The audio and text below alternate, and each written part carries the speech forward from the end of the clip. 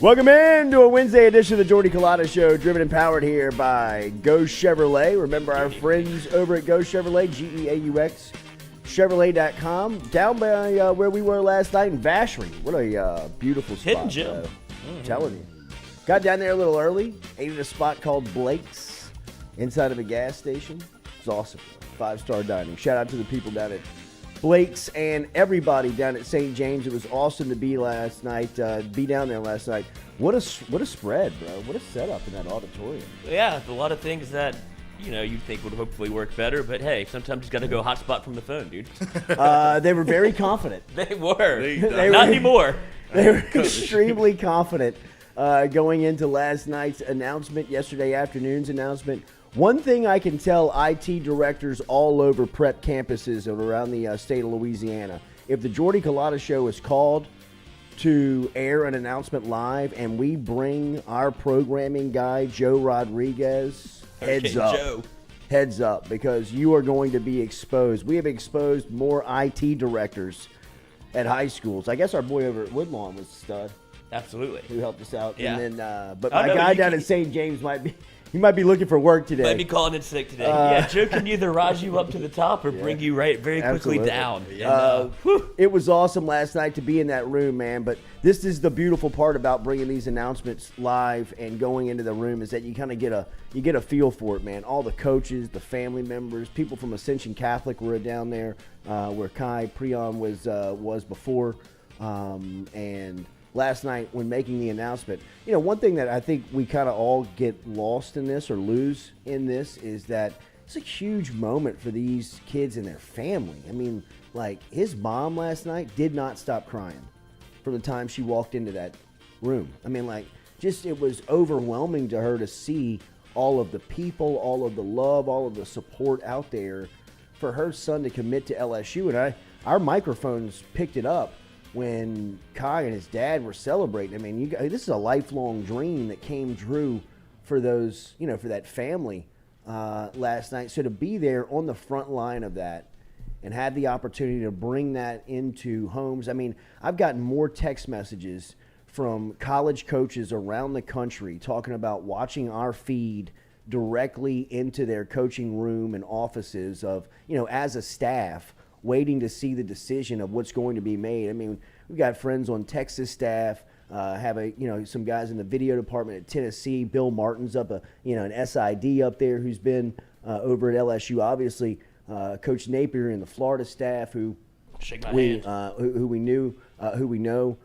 We know some people on the Georgia staff that was on LSU staff last year. And I mean, more people have texted, and obviously the LSU staff have texted in saying that, look, man, the people are either learning about the show, watching the show, the staffs are now following the show, head coaches are watching the show. So it's cool to get this exposure in following these recruits, but it's even more cool to be inside of these rooms, right? Like, I mean, last night, the personality in that room where people are just kind of yelling from the crowd up on stage. I mean, it's very representative of the area, the people, the community. It's cool to just see all of that and just be a part of that. So congratulations to Kai Preon and his family. And as we have been saying the entire time, thank you to the Preons, St. James, the community, the high school, opening up the doors and working with us. I don't mean any disrespect to the IT directors on the campuses. I know that that's a job that's very much in development and people are kind of learning on the fly right now, but everybody has always been very open, accommodating, and welcoming on all of these campuses and allowing us to set up and bring these news-making opportunities to the public, and we're elated to be a part of it, man. And we're kind of looking around still, kind of wondering how we got here, but we're here, man. You know what I mean? And you're right. It's no shots fired because obviously it's this is a whole new arena we're operating in. And it goes twice, I'd imagine, for the schools. But we're just saying we got a guy. Yeah, so we got a hired gun. So if anything is going wrong, you still might be in good hands. Mm-hmm. Little Wi-Fi, little hotspot. LSU stays hot on the recruiting trail, picks up another athlete, wide receiver. You look at this wide receiver class. There's a lot of comparison to obviously Terrace Marshall and Jamar Chase coming in the same class together, and Justin Jefferson being on campus as a guy that was kind of a late enrollee that they had to get on campus and get eligible. But when you look at this class and what it's shaping up to be, and even Ricky Collins being in this class, but wide receiver is a spot that if you can play, it's I don't want to say easy, but it's not as difficult as other positions around the field to crack the lineup, right? Like I expect for as deep as the wide receiver room is this season, I mean, I kind of expect even like Landon Ibieta to get a couple of reps at some point during the year. Like a true freshman that's buried on the depth chart right now, but, kid can play. And at some point, somebody's either going to be banged up, missing action, and, there's going to be a rep or two that's going to be available out there. And, I still think that there's time and opportunity for young guys at even deep spots to make impacts, and wide receiver is, kind of the low-hanging fruit of that. And, this wide receiver class, we talked to Jaylen Brown yesterday. He's very impressive. Shelton Sampson, obviously, right here locally, that just checks every box. I mean, looking at Jaylen Brown yesterday, he doesn't have the size that Shelton Sampson has, but, the kid's a Ferrari. Like he is just running by Miami, South Florida cornerbacks like they're standing still, man. And as he said yesterday, he's kind of working on this underneath stuff. Kai Preon is just kind of like a freak athlete. Like if you look at his stats, it's almost like you're like, where do you play him? His running back stats are incredible. His defensive stats seems like he could lock up the number one wide receiver if that was his job to do on a certain. His specialist numbers as like a punt and kickoff returner are crazy. Then, he's a wide receiver, and sometimes they like put him at quarterback, like if they need a play. It's just obviously he's the best player on the team. He's the best athlete in the in the parish.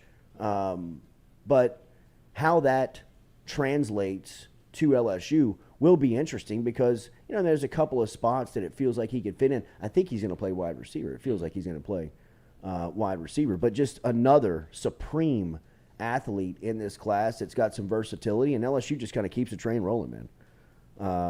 They keep it rolling, and it was fun to be there last night. Remember our friends over at Caesars Sportsbook? You see right there in the top right of the screen. Your other right. My other right. My other there. arm. Right here. QR code. Scan it with your phone. Open it up. If you want to go to the LSU opener against Florida State, Caesars Sportsbook's given an opportunity for you to walk in with 4 free tickets. All you got to do is sign up today with the promo code JCLSU15. JCLSU15 is the promo code if you want to walk away with 4 tickets to LSU Florida State, compliments of our friends over at Caesars Sportsbook.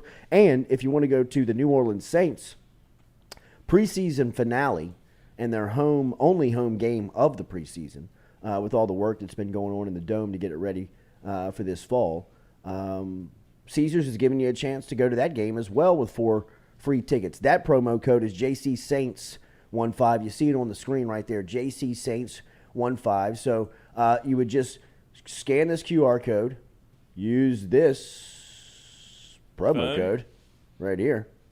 If you want to get to there's a weatherman in your Caesar, future, that's dude. right, to the Caesars Sportsbook, Caesars Superdome for LSU Florida State on Labor Day weekend, and then Saints Chargers the weekend before. Speaking of the Saints, they're up in Green Bay right now going through joint practices, and it seemed like yesterday. No injuries, first and foremost, to report. Everybody healthy after day one. Traquan Smith looked like he had a pretty good day. Made a pretty good catch and made a big special teams play out there. But it's good to see these teams going back and forth. We'll talk a little bit more about those practices as they kind of mature throughout the week. We're going to talk to Ross Jackson and Nick Underhill, our guys who are both up there in Wisconsin covering the teams together. Going at it. So big morning for LSU. Obviously, we got to sit this one out. We will not be allowed into the practice this morning. My fault, fellas. My fault. Sorry. There is a lunchtime press conference that I say we show up in as an Army. Yeah. I'll sneak in. No need to sneak into the press conferences. We're good there. To the public? We're good there. We're good.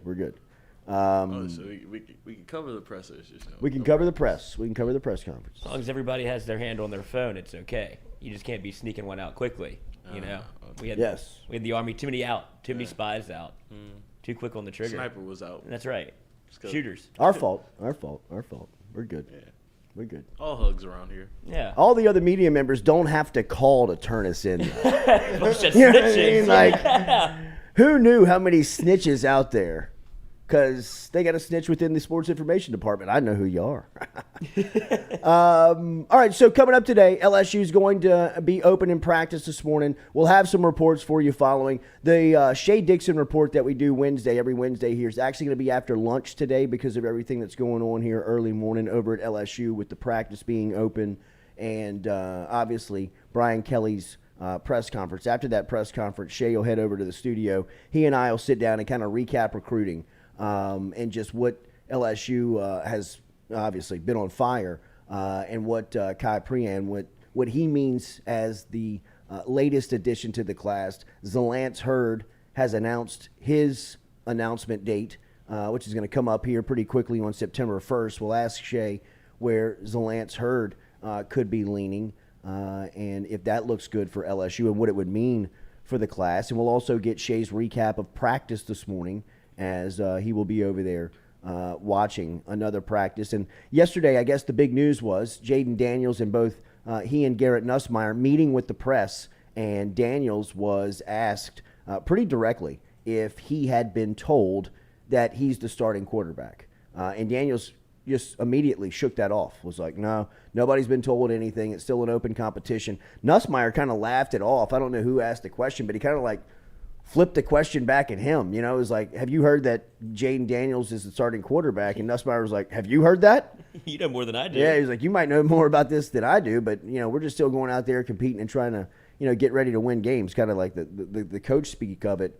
But so, you know, when we heard the news earlier this week, was it WWL that was reporting that Jaden Daniels had been notified or that he was going to be the starting quarterback going into next season. Both Nussmeier and Daniels both kind of shot that down. I'd imagine that Kelly would be asked about it today at his press conference when he meets with the press for the latest time here.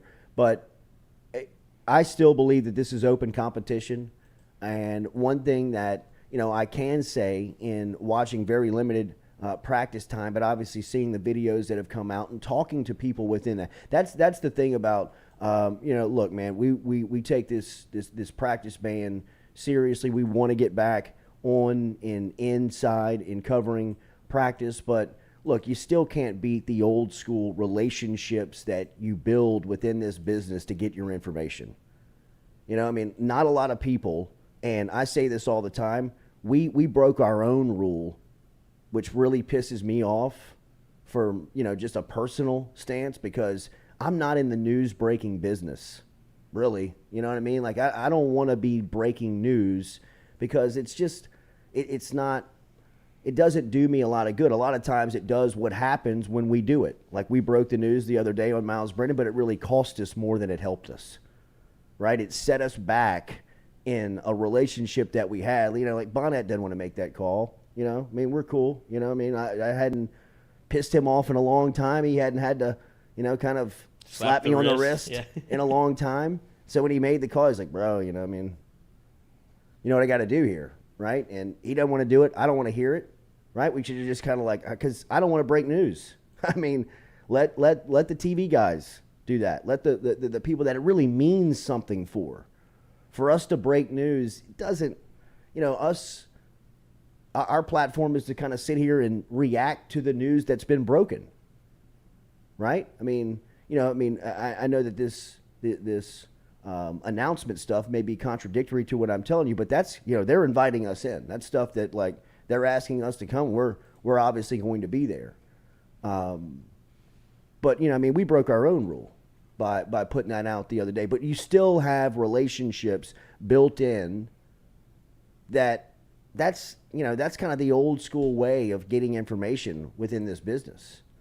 And, we've got really good, trusted, strong relationships that, we're never going to put in jeopardy, because that's the lifeline of us being able to bring you information that, allows you to kind of break away from whatever you're doing and go talk about it at lunch today.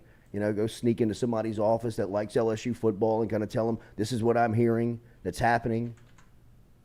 Where'd you hear that? Well, I heard it on the Culotta show. Where'd he hear that? I don't know. He said he's talking to somebody inside the program. We are. But, we want to obviously have a presence at practice. But as far as what the takeaways from you, what you get of staying out there 25, 30, and as we said a couple of times here, not only by me, and we'll even, I think I asked it to Brody last week, but Jacques talked about it when he's come through here. I mean, the access to Kelly's practice is so refreshing that it feels like the rug's going to be pulled out from you at some point, like it's fake. You know what I mean? But one thing that I take away from it is the confidence of the staff. There's nothing to hide. You know what I mean? They're not going to show you what they're running. They're not going to show you the hand signals of like sending the play in, where you can show opponents where somebody can get competitive advantage to it. This is all from the school of Nick Saban, right? Like, press guidelines were really written by Saban. Saban, obviously the most successful guy in the sport, has kind of taken Bill Belichick's relationship with the media and kind of instituted it wherever he's been. He's the only person that speaks for the program. Like, if Nick Saban was the head coach here, or we were doing this show in Tuscaloosa, Alabama, none of those assistant coaches would ever be able to come sit down with us and spend 25, 30, 45 minutes, an hour talking about philosophy, personal stories, recruiting, what it's like to work with certain guys, what it's like to work for Brian. What all that stuff that we were able to build in those conversations, you can't do that with Saban. Like, because he's the only person that speaks for the program, one voice, right? True freshmen can't speak to the media at Alabama. True freshmen couldn't speak here when they were at LSU. It goes back to his days at Michigan State, when Michigan State was playing Notre Dame, and a young freshman wide receiver by the name of Plaxico Burress was interviewed in front of his locker after a Wednesday practice, and he guaranteed a win over Notre Dame. That's what happened. Saban said, after that, no more freshmen will ever speak to the media in my program. And from that day on, nobody did. So we wouldn't have been able to name a true freshman that came through here. Walker Howard, Jack Besh, any of them. Will Campbell. I mean, that can't happen. I mean, the access that we've been allowed under Brian Kelly is still very protected and guarded. Obviously, after you break a rule, you're in trouble, but it's still open too, and allows all of us, all the media, to do our job. Like, either way, whether you ban, whether you don't allow the media into practice, and I'm not talking about our circumstance, I'm just talking about guidelines like at Alabama or other schools. Les Miles was very protective of his stuff. Like, he didn't let you see anything. Felt like he was giving away trade secrets. When it's like, come on, man. This isn't that serious, man. I don't care to watch you. You know what I mean? And like, this is. Watching it are you confident in what you're doing or not? To me, Kelly puts off this energy like, yeah, come watch. You might learn something or two about football. I'm not worried what you're going to take away from it. I'm not worried the information that you're going to get out into the public and say, we're going to be ready to play when it's time to play. That's the feeling that I get in watching Brian Kelly prepare LSU, is that there's a certain confidence to it of open practice up. Go speak with the media. Let the assistants talk. Be a human being, because when it comes time to play football, they're going to be ready to play. And I think that's the scary scenario about LSU. We're going to talk to Andy Staples, and we're also going to talk to Jake Crane, both national guys, coming up here. Andy Staples is going to be tomorrow at 8 a.m. Jake Crane's coming up here in about 10 minutes. That's the scary scenario about LSU to everyone else. I think nobody is surprised that LSU's got freaks on their roster. right? I mean, LSU has been a dumpster fire the last 2 seasons. They had 10 guys drafted last year. I mean, nobody looks around at LSU and is like, wow, they got players down there. Everybody expects LSU to be loaded. Everybody expects LSU to have freaks on the depth chart, right? I mean, like, so when you look at this team and you figure out, like, damn, Harold Perkins can play. Like, wow, they're moving B.J. Ojulari around. Look how much better that All-American looks. You know what I mean? Like, you're going to be Malik Neighbors looks unstoppable. You know what I mean? John Emery's really run. And they're going to be these guys that you look at. But the scary scenario for people around and about LSU is that they got a coach. They're going to be well coached. They're going to be disciplined. They're going to be prepared. They're going to know their assignments. You're rarely going to see, I don't want to say never because sometimes things break down and it happens, but you're rarely going to see like the wasted timeouts and the hands in the air as to say, I don't know what I'm supposed to be doing. You know, I mean, think the Auburn game last year in Tiger State when LSU really kind of controlled that game on the field, but the sideline was such a clown show of couldn't substitute, call timeout, get plays in that it just cost them the game. TV timeout. It just none of that stuff to me in watching LSU and just the small sample size that I've had a chance to watch them in practice, but seeing all these videos that come out and listening to Brian Kelly speak, listening to his team speak, is that they're extremely confident in what they're doing and how they're preparing. And to me, that's a scary scenario in football if I'm looking around and I'm seeing LSU with that mindset. Because LSU's always played with almost a sense of paranoia to them. Right? I mean, Miles was as paranoid of a coach that I've ever seen in this sport. He would dress his punters and kickers out in the same number to distract the coaches in pregame so they couldn't decipher who was going to kick off. Like, yo, Les, you're overthinking it, man. This is too much. Like, even if you were to walk out the punter or kicker to midfield and say, this is the guy, that really gives them no advantage. I mean, we're spending a lot of energy here on stuff that really doesn't help us. I mean, it's Camp Gamble, coach. Yeah, Ogeron, after he, got the job on kind of being the anti-Miles of opening up practice to the media, slimming down practice, taking the shells off, taking the equipment off and going into shells and keeping practice like 45 minutes to an hour. Once he got the job, he went back to old Ed and shut the doors and shut the gate, no media, and they were padded up on Wednesdays. Bull in the ring. I mean, it was 2 hours, 2.5 hours. Do it again. Do it again. It was beating your head against the wall. And now Kelly's like, yeah, man. And look, I know it's first year. Maybe you get a little grace with the media, but Kelly doesn't strike me as the guy that really gives a damn about that. You know what I mean? Like, I know there's a certain PR to that, but you could take care of that in spring. Just let the media give them open access in spring, and you've kind of endeared yourself to the group.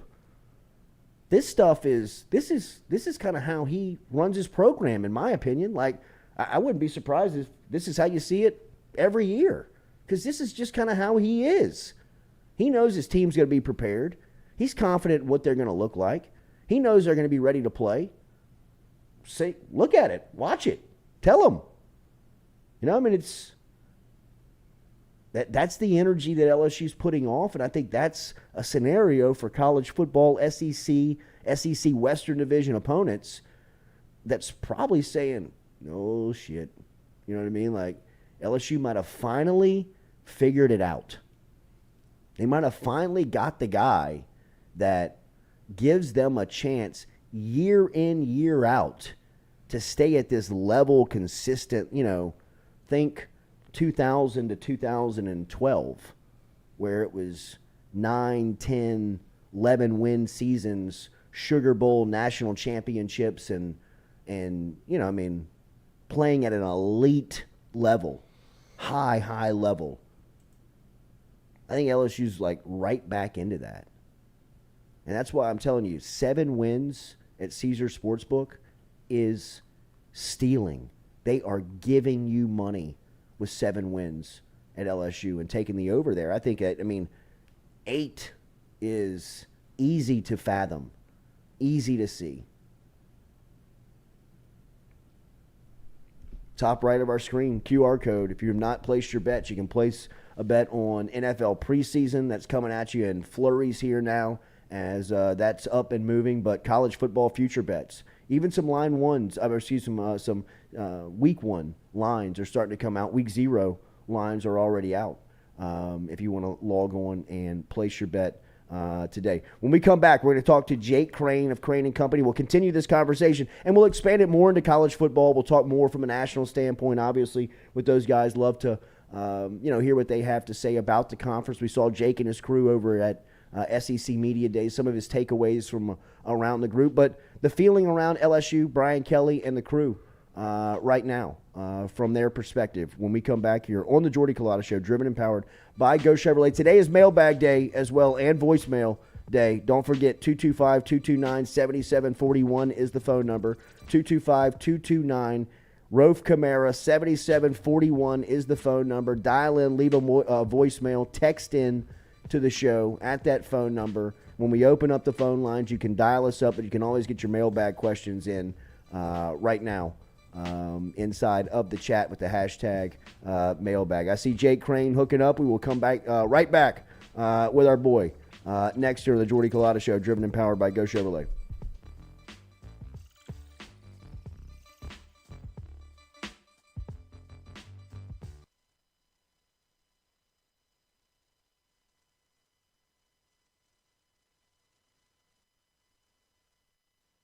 FM Digital Media, whether it's breakfast, lunch, dinner. Me or the crew's going through our meals over at Fresh Chef Kitchen, their weekly pre-order freshly made meals, or you can walk into the cooler over there on Airline Highway. They have that fresh, same service over there at Fresh Chef Eats. FreshChefEats.com is where you can find them online. Fresh Chef Kitchen. Tell them you heard it right here on the Jordy Culotta Show.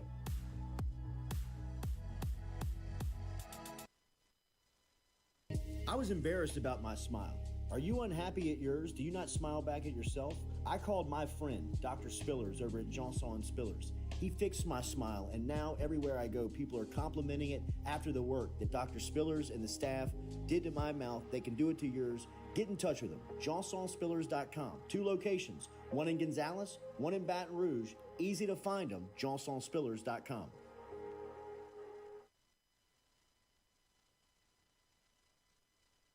Red Stick Sports, a local staple in Baton Rouge to all sports fans, was founded back in 1981 and has remained a family business for over 40 years. Today, they still have the great selection on the floor, but they're also a leader in custom apparel for businesses, sports teams, and other groups. Take it from us, everybody over here at FM Digital Media. They help us out with all of our apparel. Let them help you out today. Go ask for Cody over at Red Stick Sports. Check him out online at redsticksports.biz.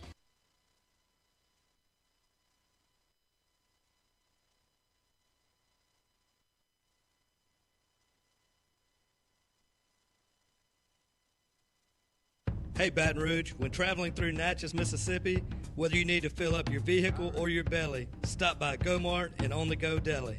Go-Mart has clean restrooms, community coffee, an awesome beer cave, and a great selection of anything you might need on your trip. So stop by Go-Mart at 4 Sergeant Prentice Drive as you're entering Natchez on the left, and visit Tom and Wright Granning and their awesome team at Go-Mart.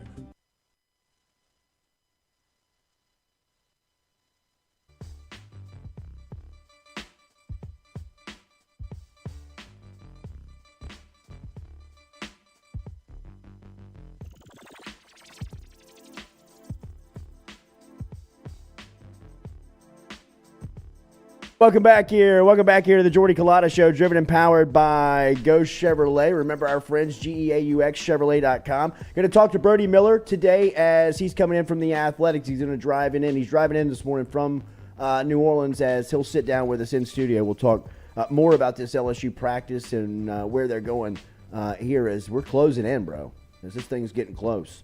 Been too long since we talked to our next guy, Jake Crane who is switched over. He's at the Crane Company. You can find him on Twitter still at @JCrane_. It was good to see him and his crew over in Atlanta for SEC Media Days. We left. Usually that is the tip-off to the college football season. So it's great to catch up with Jake here going into it. Jake, good morning, brother. How are you, man? Man, I'm doing great. Appreciate y'all having me on. And, it was great to see you, my friend. And, I'm just ready for football season. It's almost here. It is, man. It is. I want to dance more around the country and around the conference than I do with LSU. So let me just start with LSU. Where are you with them right now as far as under the direction of Kelly, what you saw of them in Atlanta and kind of what you're hearing from them here in training camp? Well, with LSU, I've said this, getting Brian Kelly, after you've won a national championship with Les Miles, who, like I've said before, I don't know if he ate more of the grass or smoked more of it, and then Ed Orgeron, we all know he was able, he's basically a walking Etch-a-Sketch, was able to win one there in 2019 with that, army of immortals he put together with Burrow and Jamar Chase and all those guys.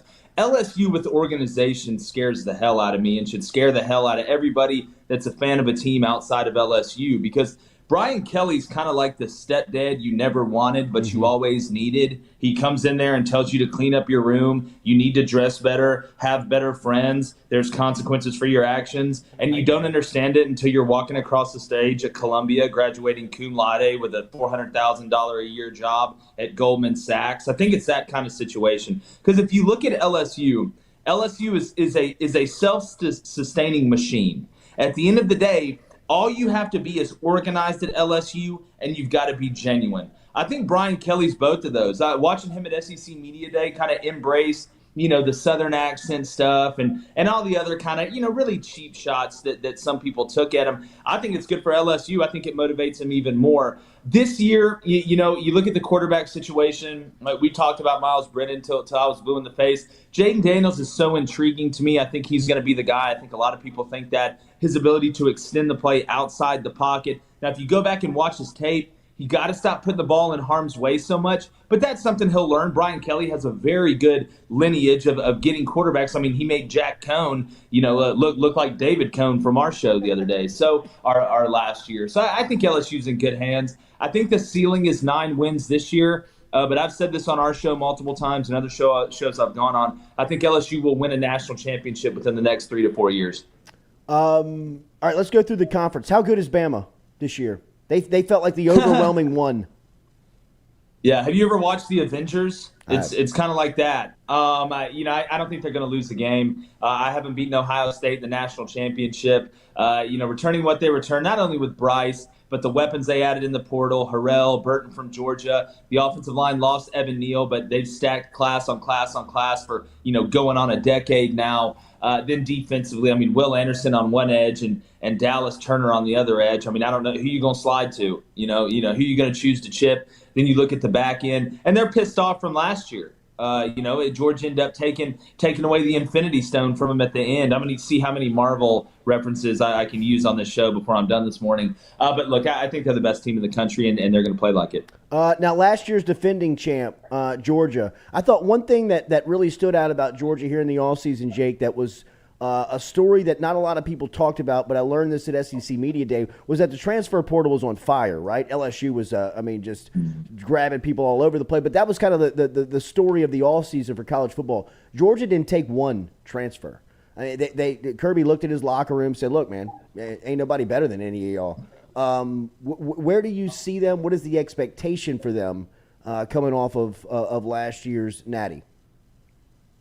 Yo, I thought you were going to say the biggest offseason news was Stetson Bennett getting a fade. Look, this team, Kirby's obviously got a great grip on that roster, on that locker room. I'm not going to sit here and say you should have grabbed a guy or you should have supplemented a couple positions with some guys that are proven commodities that are already in college football because, again, he knows his roster better than anybody. He's coming off a national championship. I'm not going to question his methodology. What I think is going to be so fascinating, the teams that are able to not only win but sustain winning, You look at Alabama, for an example. You have to be malleable, and you have to be able to win in multiple ways as the years change because the roster changes. Your position groups change. You may be really deep on the D-line one year, and the next year you're really young but old on the offensive line. The trick is not to lose too much at once. I think you're going to see this Georgia team. And you remember Jordy, I think, even came on here last year and said, I expect, outside of something crazy to happen, Georgia really to kind of open up this offense a little bit. I think Monken wants to do some more 10 personnel. I think he wants to space you out. I think they want to do more motions. I think they want to work the ball down the field, maybe pick up the pace a little bit.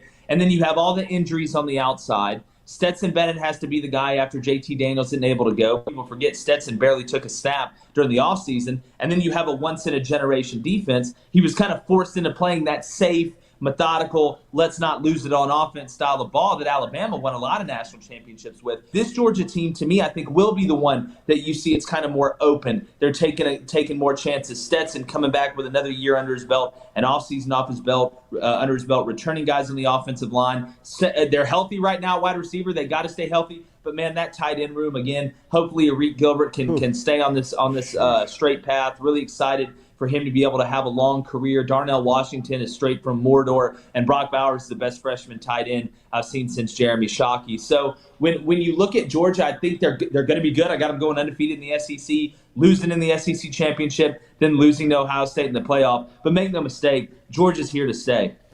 That tight end room looks like a Pro Bowl tight end room. I mean, it's crazy how much talent is in that room. Jake, who's the third? Well, Jordy, I said it's the best tight end room since the changing area at the last Victoria's Secret model show. Third best team in the league. Who would you vote on? Arkansas. Nice. You return both coordinators. You return your quarterback. You got St. John at tackle, Stromberg up front. I don't worry about the offensive line with Sam Pittman. But I don't think people realize how depleted that roster was on defense when they took that job over. I mean, Barry Odom was having to drop guys out of helicopters to be able to make plays, and you were still pretty good. You returned Bumper Poole. You returned Jordan Catalon, who missed half the year last year. I look at that schedule. I know it's not easy, but show me an easy schedule in the SEC, and I'll show you the Snuffleupagus. Do you like Texas A&M? Are you buying stock? I got them starting out 1-2 in SEC play. I got them losing 4 games in the SEC. The quarterback situation, I think Max Johnson's eventually going to be the guy, but 2023 is the year for A&M, in my opinion. They got to be patient for one more season. And I know A&M fans, it's like J.G. Whitworth. They want their money and they want it now. They just watch Georgia win one for the first time since the Comet took out the dinosaurs. And they want it, but they're going to return their whole offensive line in 2023, whole defensive line. They've bridged the gap up front. I think 2023 may be a very special year in College Station. I felt sorry for Lane Kiffin at SEC Media Days. It was almost like a boxer that was done or just kind of beat before he took the ring. Shoulders were shrugging. Heels were kicking the floor. In an NIL world, I think he felt like he just can't compete. What do you feel on Ole Miss, and how relevant can they be in today's college football world?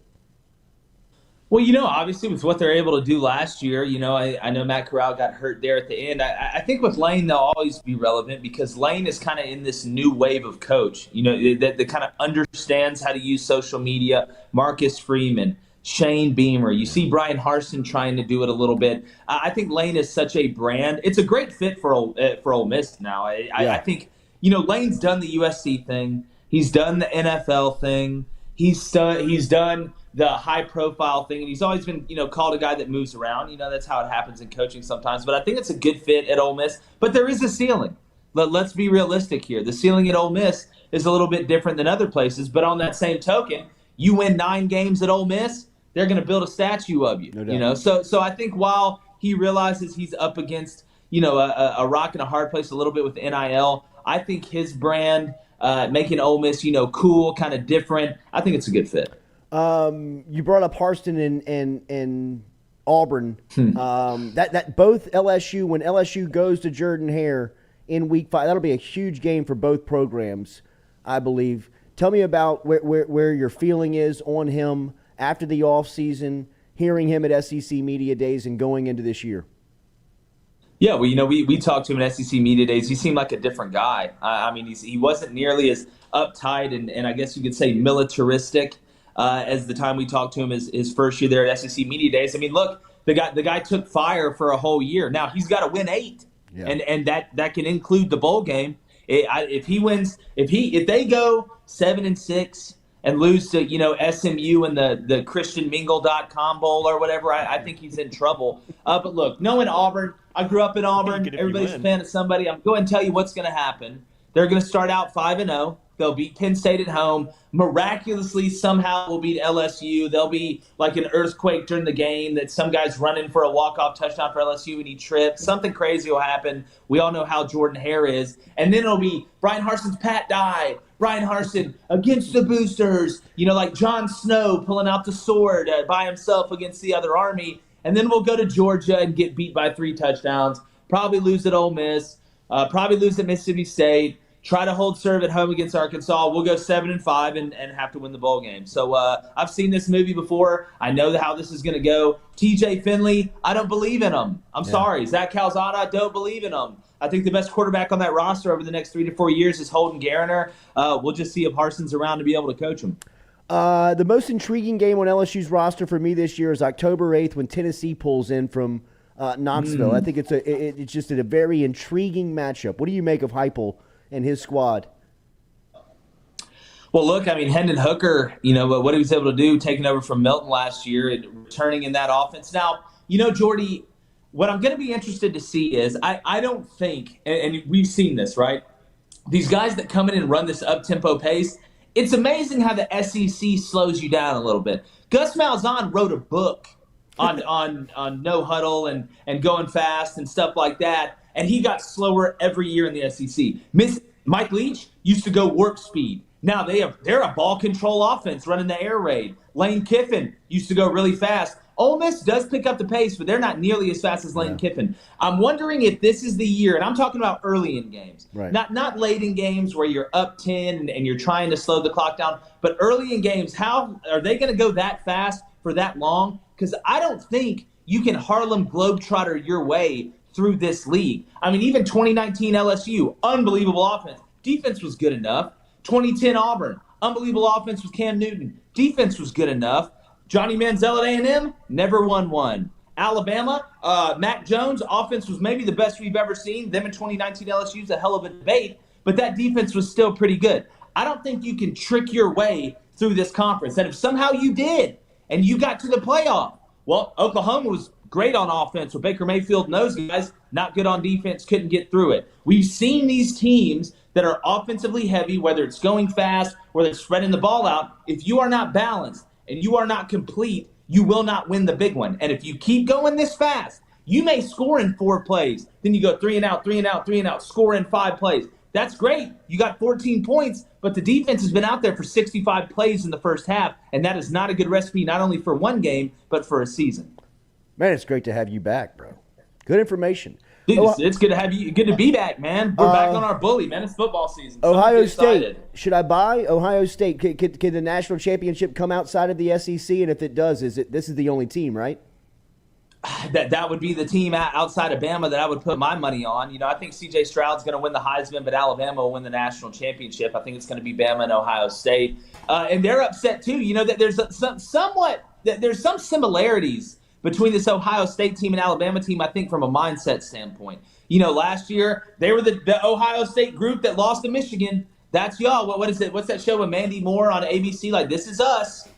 So they're obviously upset. They weren't even happy about beating Utah in the Rose Bowl. Ryan Day's embarrassed because he got beat by a guy who wears khaki shorts and cleats inside with Jim Harbaugh at Michigan. And then Alabama lost the big one to Georgia after Jameson Williams goes down, Mechie goes down. So I think there's a little bit of a revenge tour action with both those teams. And I love when revenge tour meets revenge tour. Keep up the great work, bro. It's great to have you on. We'll be touching base throughout the season. I'd love to set up a weekly. We'll do that off the air. Let's do it now, dude. Hey, let's do that, man. And we got to get you on the show soon, dude. We'll do it before week 1. Love it, bro. Thank you, man. There he is, Jake Crane, checking in this morning from Crane & Co. On Twitter at Jake Crane _ on Twitter is where you can find him there. Good stuff, man. Love bouncing around the conference. Love his take on college football. Very informative. Does his homework. Studied up. He's got a good show, man. Check it out at Crane at Crane & Company, and then, of course, his personal Twitter at @JCrane_. Brought to you by Barker Brothers Plumbing and Works every single day. Get in touch with Jude Barker, our friend over there at Barker Brothers Plumbing and Works. He is number 1 in a number 2 business over there at Barker Brothers Plumbing and Works. Get in touch with them today. As we tell you all the time, 225-776-2431 is the phone number. Mention the show and save yourself 15%. All types of plumbing done over there, industrial, residential, commercial, whatever you're looking for. Barker Brothers Plumbing and Works can help you out today. 225-776-2431. 225-776-2431. Mention the show. Save 15% over at Barker Brothers Plumbing and Works. All right, some mailbag questions. Remember, get them in. Hashtag mailbag. Hashtag Ask Jordy. We got a voicemail? You hooked up over there? We are also, Brody Miller is going to come through here this morning. In studio? Coming through in studio. Nice. Get to see the stash on stash. Yeah, a little stash. One of my buddies is growing the stash now. Wait, what was that? One of my friends is growing. I'm telling you, Top Gun did it. It put me. Is that what it is? Yeah, it's the Top Gun Miles Teller He deleted mustache. all his social media, only Snapchat. So I saw it on Snap, and I was like, For the mustache? so now I don't know why he did it. I guess he's going through a phase right now. It's With not Chase, a I phase, see it's a you. lifestyle, brother. You can get spotted as a fake real quick in the mustache community. Yes. Oh, coach, it's a pretty good mustache. Yeah, it's a fraternity. Too much maintenance. You don't have to do anything. I don't know, man. Yeah, I feel like I'm going to let this one ride. I try to keep it at a certain length so it didn't. Well, my trimmer broke. My old Manscaped. So I had to order a new head. So that's why this thing's been. I just been letting her eat. The Pirate, Jordy, your typical media, didn't ask about Mississippi State. They'll be better than Ole Miss and Auburn. 17 starters return. Keep sleeping on the dogs. Brad David, love Jake Crane, one of my favorite guests. William Ivy, hashtag Ask Jordy, are you still confident of Nuss being the starter? I'm riding with Nuss, man. I'm riding the Nuss bus. I will say this. After I've seen Jaden Daniels and watching Jaden Daniels, I mean, you can win this race is very much tighter than I think it. I think they don't know yet. Honestly, I kind of feel like it's still open too. I really do. It's in watching them, but they're very similar in the sense of they have a certain skill set that they do a little bit better. I would say that Jaden Daniels, obviously the big news yesterday, he confirmed that he was clocked at 21 miles an hour. I mean, Leonard Fournette ran 23 and it nearly shut down the world. You know what I mean? I remember when he ran 23 against Ole Miss in the open field when they first started doing this. And, like, people were like, go idle down the street at 23 miles an hour. You know what I mean? Look how fast that is. That's a human being. And knowing that a human being is running at you at that rate Put of him on speed, the hood, Leonard. right? But if your quarterback is coming downhill at 21 miles an hour, and you've got Kayshawn, you've got John Emery, you've got Malik Neighbors, you've got Jack Besh, that's what I always said in the sense of your quarterback has to be a playmaker in today's college football world because there's a lot of one-on-one play, right? So, I mean, like, it's basketball on grass is what football is really referenced to now, where, it's just athlete on athlete. If yours is better than theirs, you just put the ball in his hand and just play one-on-one. And Jaden Daniels, I mean, running 21 miles an hour when you got to guard everybody on the field is a hell of a threat. Like, that is game-changing type of speed. Like, pull away from everybody. And, it's not just his wheels and his feet that really are, he's the... Can't run in the school zone. You can't. You Not can't, supposed to be man. here. Pull over. Yeah. Could be in the boys. Hunter Fournette, I feel like 21 miles an hour is non-relevant stat for a quarterback, to be honest. Would you rather run 21 miles an hour or 10? Not in the run-pass option offense that is dominating LSU.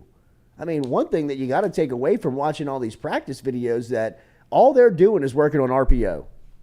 I mean, their footwork is nothing but just I mean, step throw. Just Joe Sloan constantly step here, step, get the ball out, get it up. Read here, look in here. I mean, Where's Joe the footwork? Sloan's. Give me better footwork. I mean, it's all footwork, man. It's all footwork. It's all where are your eyes, where are your keys, who you looking at, what are you doing to give, what are you doing to pull. I mean, it's just all this stuff a lot of bag is work. built on RPO, run pass option. You see, right? That's why, look, and not to beat the dead horse, but that's why Brennan never had a chance, because that's what they want to be. LSU, Brian Kelly and Denbrock, that's who they are. They want their quarterback to have the capability to be mobile. And, you know, one guy just never gave you that chance. These two guys give you that opportunity. Now, I mean, I feel more comfortable with Daniels being a running, quarterback, just because of not as much the speed, and obviously that's a threat, but I mean the physical toll that puts on your quarterback in this league. I think you're going to have them both. You know, I mean, I really do. I think that the schedule is just. Did you see this? What? This A&M quarterback drill. Rose said it's actually a good drill, but it just doesn't look right. What is it? This is Damian Craig out here getting some footwork done with them. I mean, we talked to, it seems like fun. Working on throwing off platform is what Rose was telling us. Oh, there's Max. Maxie. Good hands. Hayes King.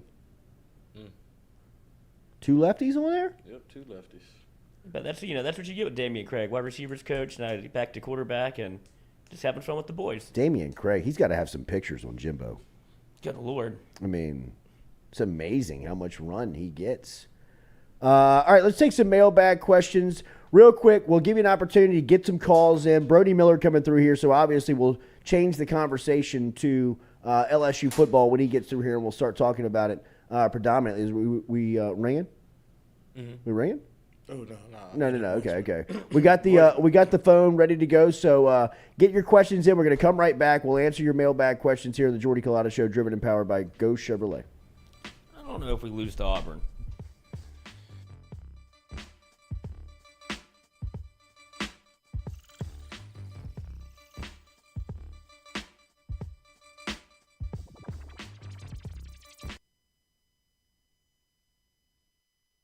In a wreck, Gordon McKernan Injury Attorneys is ready to go to work for you.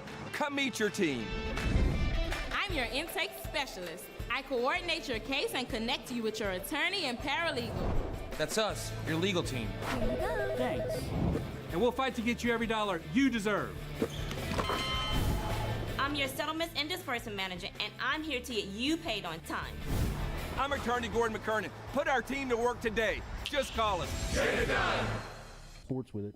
It's just like anything else. I mean, I don't want to get into hyperbole, but it's, everything is. I mean, frankly, I'm still worried more about concussions. We don't talk about it much anymore, but, we've kind of helped solve it in a lot of ways and make the game a lot safer.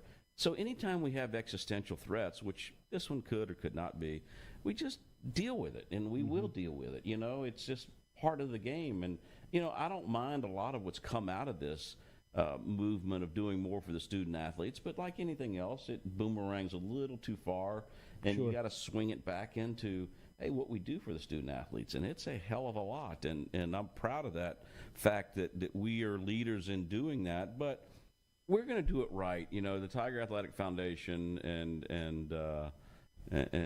in partnership, obviously, hand in hand with what we do, funded a master plan study because I wanted to see, hey, what we needed, and I just didn't want my opinion. I've been a few places, and I have a good one, I think, but you just want to see how and what our needs are, and so we're in that process of looking at it, and obviously the PMAC is 50 years old this year, and probably needs some updating.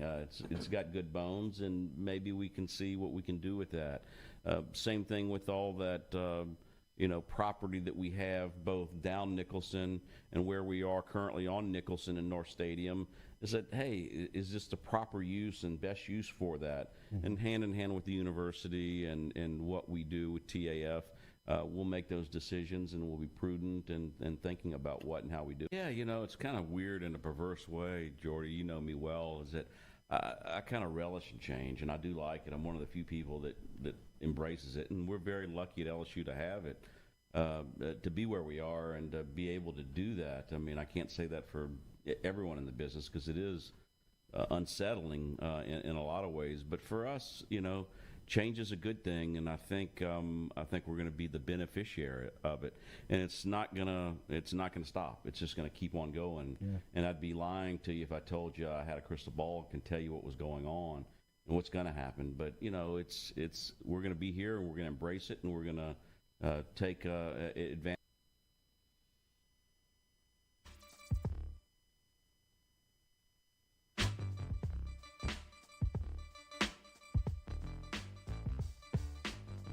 All right, welcome back here to the Jordy Culotta Show. The Carpool Queen has shown up. She got new kicks, too. Hot pink kicks. Perfect for covering up the feet toes. finder, They yeah. do is that Converse? You should know this. Converse. What's that star, bro? Are those? These are Yeah, she wow. couldn't be more on the Converse. nose. Don't you dare insult me. Yes, I love that I said that about Absolutely. those shoes. She's been so excited about it. He calls me Right. yet, so I could say effing Converse. Wow. It's $7.59. Golly. $7.89 close, so I just say The effing Bocage crowd Converse. I don't live in Bocage. No, I was talking about watching. Oh. Yeah, those are your people, Talking about though. me. Hold on. But you are. You're very defensive. You're very much wearing the hat right now. Took my Ativan this Why morning. do you just keep insulting me over and over? I don't know, but my go-to is grabbing the mic when I get uncomfortable. Yeah. Clearly. You found it, yeah. Stroking this thing you're over like, here. It's like that couch I found at Converse? St. James yesterday. That Coach. thing, bro. You were. God finds I a was couch out. and he's- Yeah. I was out. Let him work. I found the couch behind the stage at the auditorium. I would imagine that. What time is it? 8 o'clock. Probably a little bit of dangerous fucking to the going on in that carpool, thing. but I mean, probably a lot of high schoolers getting finger banged and hand jobs back there, bro. I mean, like that looked like the spot. Yeah. I mean, behind the curtain, ew. you were on the auditorium. I was you lay so. on it? Did I lay on it, bro? I was snoring on that thing. It's Jordy's comfort zone. I woke up. I had Brings it sleep in my. back. I had sleep in my eyes when I woke up. I mean, I was walked up out. on him and he was startled. I was out. God. He's like, hold up, what's up? But I'm The telling original you, casting Joe couch. Rodriguez's best work. Oh. Joe Rodriguez's I know. Chef's Hall kiss. of Fame, It sounded Hall great. of Fame moment. I think he looked at somebody one time and said, "I need to talk to somebody above you." Yeah, like whoever. That's awesome. Like, Whoever he is was like, just broke this guy down. You know what I mean? This guy's like following Joe around like he's on a leash. Aw. Like and look, Yeah. I was only there for about 15 minutes, but when I woke up, I could hear the anxiety in the room. You know Oh, what yeah. I mean? Like I could hear people like, this isn't gonna happen. Like we're not. Like I was St. about to James walk people? over and tell you it's cooked. Yeah. Because we couldn't Right. get anything. The people Again, that were internet supposed to be Going back to it's the most difficult thing to do on a high school campus, and I guess the more you think about it, the more it makes sense. But is to get a hardline internet. Yeah. Like I guess they're just trying to keep everybody off their phone. They are. I mean, there's so much access to They laptops. need to worry. They need to worry about that. They phones. need to worry about the couch. Yeah. Well, I That's mean, where all the action's Well, the happening. couch looked like the 90s. Yeah, bro. that's I mean, the that thing original felt like the casting 90s couch. back there. Absolutely. That's why I felt so comfortable. It felt like Parkview back there. It was almost like The comfort class of zone. couch. It's under the couch. Right. Soft pack. Anybody got a lighter? You probably could have found a couple dudes on the couch, no doubt. A couple pre-rolls. But it was, I mean, we're barreling down to 6 o'clock. You know, like when like it's 5:52 and we don't even have the sound checked. We don't even know if the mics Don't work. even have the cameras. What? Weren't y'all there from like operating. 1 o'clock? Oh yeah, it was What a big. happened? It was big. Internet was really because if we don't have it, we can't do it. know, what And is so the that deal was a with big that? point of contention, considering we had talked to them earlier and they sounded very ready, and then they all of a sudden weren't so ready. So I guess we have to be more specific when we say, "Do you have internet?" Yeah. More specific. Like, do you have internet that we I can don't know use? how I could have painted a picture any more brighter than we need to be hardlined into the internet. Like, I mean, that is what like first things first. Do we have access to the internet? Yes or no? I mean, it was a wild goose chase to find out like where the access point was. Was Joe like climbing ladders and Oh, stuff? I mean, he tried to break into a panel with his knife. No, he did not. Oh, Yes. it was. Yes. Me It and was Lloyd were MacGyver. just watching. Ocean's like, Joe. I'm telling you, it was his best work ever, and I'm going back a decade with Right. Rodriguez. Really? Like I've seen him on assignments where we've both looked at each other like I've got no idea even where to start, and somehow we're on the air. You know what I mean? Like on Just work. time. No, you know what I mean? Like no. But yesterday was one of the most impressive. He got it off of a cell phone hotspot. Did he really? That's how we were live yesterday. Wow. We were on someone's cell phone. I think it was Lloyd's. Me? It was Lloyd's hotspot of his phone. He was on And their it hotspot. was, and the beautiful thing Deep in about my Joe, guts. which I think is maybe his biggest flex, and we're talking about Joe Rodriguez, our IT director over here. People All were right, like, Rodriguez. who the hell at is the, Joe? yeah, right, at the FM Digital Media Company, and he's an independent guy, man. Like he is, It's a contract killer. he's what you need. If you don't know what your IT department has going on, and like I said, and I mean this with all due respect, he has exposed more IT directors over the last week and a half than any HR department in South Louisiana could ever do. I mean, like when he shows up and you think you run the IT department, you don't know dick about what's going on because this guy's running it off of a cell phone that ain't even yours. You know what I mean? Like, because you can't find the access point to the internet, yet you're on salary by the school running their IT department. You know what I mean? Like, I get it. I understand. But if you're out there and really want to take your IT to the next level, my guy Joey Rodriguez over here at FM Digital Media might be a little he's the sweaty. 5-star. Hey, man. He's coming with quirks. Yeah. He's coming in his own personality. Absolutely. Not steam changing Right? for Like, shit. I mean, He's and you vomiting, want he's the full sweating. Rodriguez experience. It's worth the And we price of got it admission. yesterday. You got to get him sweating. Yeah. He's always sweating. He's never dry. Ain't no getting him sweating. He You know arrives what I mean? soaking Like, wet. he shows up like with a towel around on his shoulder. Hat backwards, ready to go. Patting the chin. Yeah. Where's the internet? changes his We've got clothes. no idea. Sweet, follow me. He brings a change. I mean, he had a conga Always. line moving around St. James. I mean, he had like 8 people following him like a snake. He was like the around. Pied Piper. I mean, like people were like following him, like taking notes. He had the principal on the speakerphone, like telling her about the school. He's You know what I gonna get mean? jobs this way, probably. Oh, I he mean, they'll should. probably hire him. He should. I'm telling you, like, I mean, that principal had to look at her IT director this morning and be like, so what is it you do again? You know what I mean? Like, recap me real quick on what the hell you do other than, like, get the house microphone working. He was like, I know we got this. It's like, doesn't help us, but I appreciate what Heads you're up, doing. cuz. Get out of the way, man. That's so Oh, my bizarre to goodness. me. But and you said they had a like Oh, a that's what I was like, a who did I digital talk media to department. that was telling me was about a y'all's lie. digital media department? That was a Everybody lie. was like head down. Nobody was picking their head up. You know what I mean? Like, What if- somebody in here said that y'all were ready for us. He was out. Y'all don't even know where the internet is? Once Jordy heard that, he took a spite nap. He just went over to the couch and fell asleep. Yeah. He's like, wake I'm me up out. if we do this thing. I'm or not. out, I was bro. like, Y'all let me "Wait, know." sleep That's then." like your defense. Y'all let me mechanism. know. Just pass out. Yes. I was like out, there. bro. Played I possum. was out. Hey, I prefer Out. that to the like a headset thrower, the Yeah. anchor. He That's woke true. up and he was like, No "We- doubt. we And that good? was my We good?" mindset. Like, I'm just going to wake up and we're going to be live. Yeah, You ready know what I to mean? go. Like, there's nothing I can do here other than like put panic on people. You know, because I'm a constant like, where are we? Mm-hmm. What's going on? We live yet? We streaming? We good? We got sound here? This thing on? My favorite part was when you handed him the microphone and then you darted back in and traded the microphone. Well, yeah, out. the other guy was like handing this, and I I was like, right now? Uh-huh. Like, this is the You ran in moment, there, dude. you're like this one. Like, you can even hear like some lady in the crowd's like, uh-oh. I know. Well, dude, Like, no, it's good, it's good, I it's know. good. Sorry, people. Good. the best was the crowd, like whenever they got there, was like awesome. you thought you were like we good yet? Like everybody, like the dads, like the uncles, were like, y'all good over there? Like we right. gonna be on? Like yes sir. Uh-huh. Yeah, I we're was good, Like, we're God, good, getting it we're from good. every direction over good. here. But we gotta go. Got off the phone. Yeah, we got it, man. One cooked. We got it. Wasn't We got cooked. it. We We was got rolling up wires and it wasn't to set them up. It was to break them down. We Joey was like, Rodriguez. About out of here. Not gonna work. Then Beautiful. Joey, little Joe Magic. We'll see who's next. Wes Metter says he loves the sock centerpiece. That's our friends over at Dead Socks. Wesley.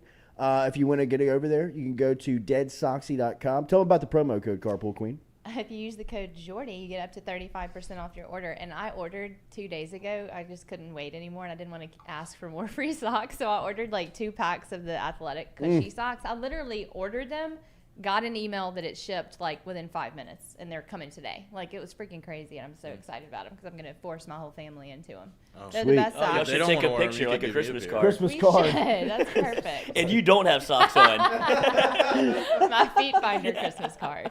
Wow. I'm in. Anyway, use Things the gonna be code stuck Jordy. together at some houses. Get 35% off of your order over there. Get your game day socks. All right, let's do it, man. Who is? We got some voicemails here. Call us up. You can always dial into the show. We will take as well your mailbag questions inside of the chat.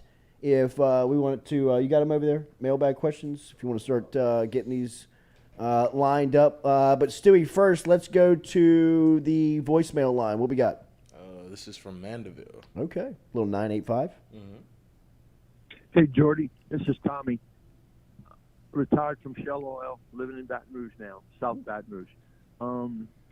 Congrats. I was wondering if LSU was going to did they recruit Ray Hubbard over at Ocean Springs High School, the same school that the Dixon brothers came from. He's a very good football player, and I know he is committed to Alabama by now, but I was wondering if LSU did recruit him.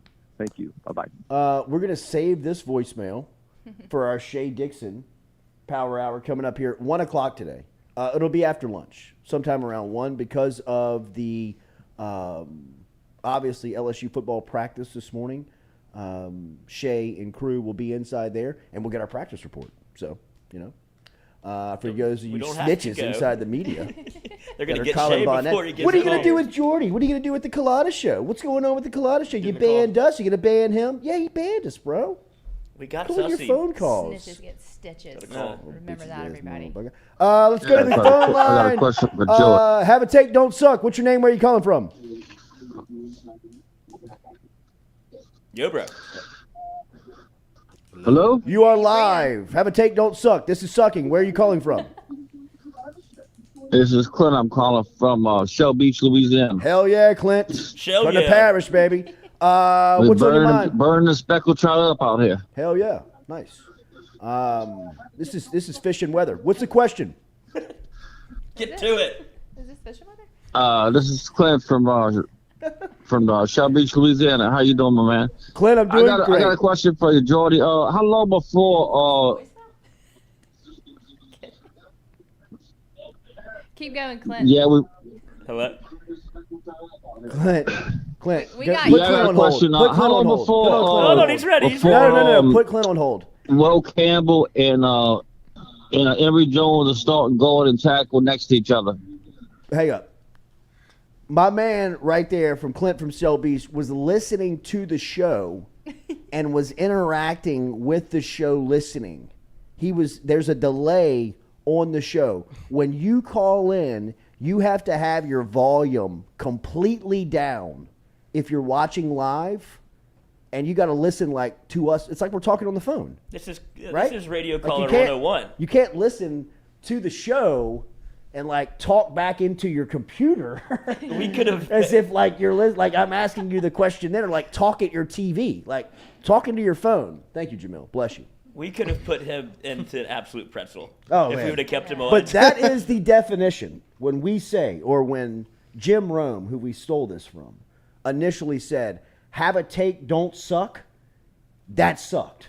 Locked on Like first that's time. the part that like think we're you being got to pretty know hard on when you Clint. call it. But I love Clint from Shell Beach. Absolutely. I love the Thank guy. you, Killing the Clint. speckled He's from trout St. out Bernard there. Parish. He sounds like it. He's probably fishing right now. the guy that you want to hang out with at Shell Beach. You know what I mean? Knows He's where probably the the fishing guy that spots. everybody loves down Yeah. there. I'm going to Clint's place. Know where the fishing holes are. And I love the fact that Great Clint's a fishing listener, but Clint gives us a great teaching opportunity this morning of the have a take, don't suck.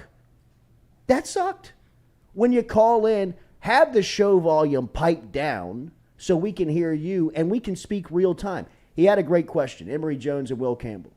I think that Emory Jones, it's only a matter of time before he cracks the starting lineup. I think by the time they play Mississippi State as week 3, that Emory Jones is a bona fide starter. I think that you'll probably see him in spots at Florida State. You're probably starting him against Southern, I guess, just to kind of see what's going on in week 2. But if he's not starting by week 1 against Florida State, which I think is not out of the conversation, I think that definitely he will be in the starting lineup by the first SEC game because you just can't keep him off the field. Can't keep him off the field. You think Clint's a flip-flop guy? Oh, definitely. For sure. Probably more of a Croc guy. Oh, no. Right now, Clint's probably like, screw them. I'm never calling there No, and don't again. be Clint. Please don't That be was Clint awful. because we love you. We love interaction. We love where you're from. I love that part of the world. And I know that Fishing you weather. are a loyal listener because that's not the first time he's called. So it is a surprise mistake. before. Maybe that's the first time he's called live. Maybe left a voicemail, but I'm also thinking He does leave voicemails. Maybe he had It's a pole 8 in one hand and the phone Yeah, it's in one hand and he 8:15. couldn't. What time do you get up to go fishing? Like 4? Something like that. So I mean, you probably probably Jordy yeah, you knows. probably Gotta crushed really- a couple Great fishing beers. weather. You gotta really love it. Yeah, you gotta do. really I love mean, it. this is your weather. It's fishing weather. Yeah, right. You heard it here first on the Culotta Show. Today Y'all is are fishing weather. This morning. What are y'all doing? Burning up the the speckled perfect trout at day. Shell Beach. I heard that. Hell, can't go to fall practice. Might as well hop on a boat. Yeah, we're Let's turning just to go fishermen fishing now. after this, y'all. Hey, call Miles. Call Miles. He's probably out there. Would it be an asshole play if we did the Gronk Brady scene at training camp where they're like outside of the facility with their feet in the baby pool? I love that. Under the umbrella, I like love- waiting on Please media let's do members it. to come out and like interview them to see if we can't get my information. God. Like you think they Let's hate do us it. now. They You know what I would, mean? Like, absolutely. hey, Mike, come sit down real quick. Can you give us the 411 on the running backs today? Beautiful fishing weather out. You and Buddy want to catch a live report right here real quick? Oh my God, we could fish in the little pool. Fresh Let's do water in the it. baby pool. Little Manda meets. She's got her feet out, Buddy. Buddy. Buddy's sprinting. Hey, Mike, I'm out of here, brother. Let me see those feet. What's his feet binder all about? Hey.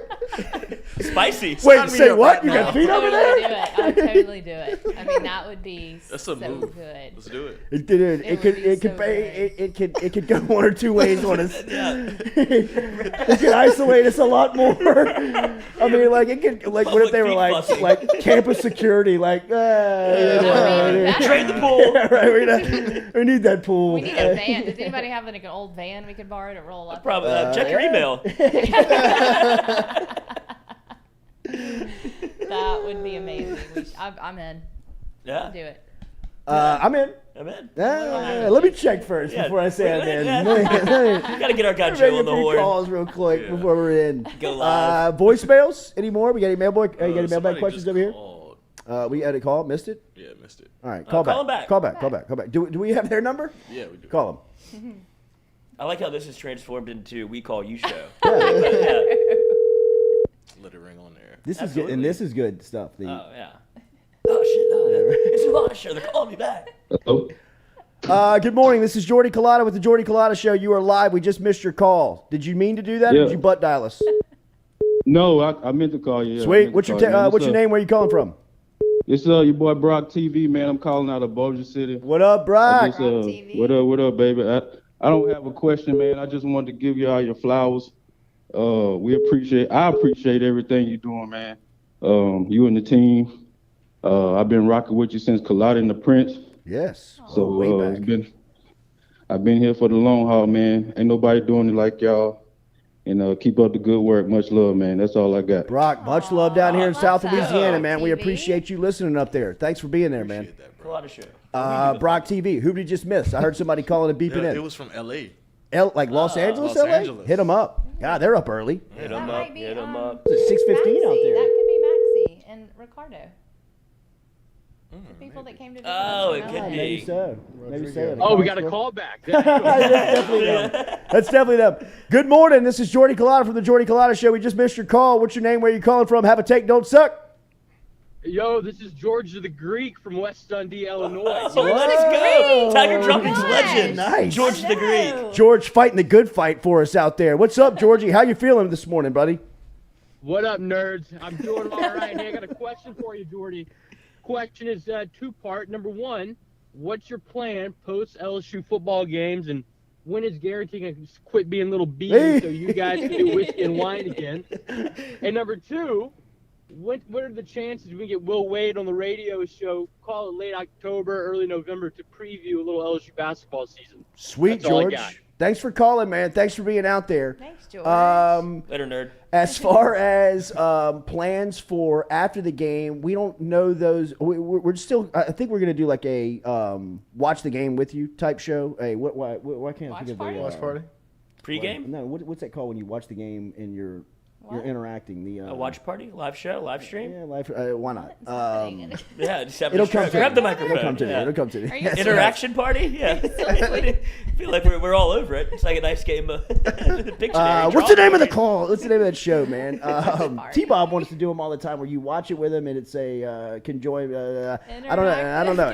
We might watch the game with you. I agree. Look, man, I get more. The most thing I ever get about anything we've ever done in media was when me and Moscona did Whiskey and Wine. Like, that's where I know my brand within media like went on a skyrocket. Like, I got more people would tell me, I saw you, or I know you, or I hear your voice, I hear you from Whiskey and Wine.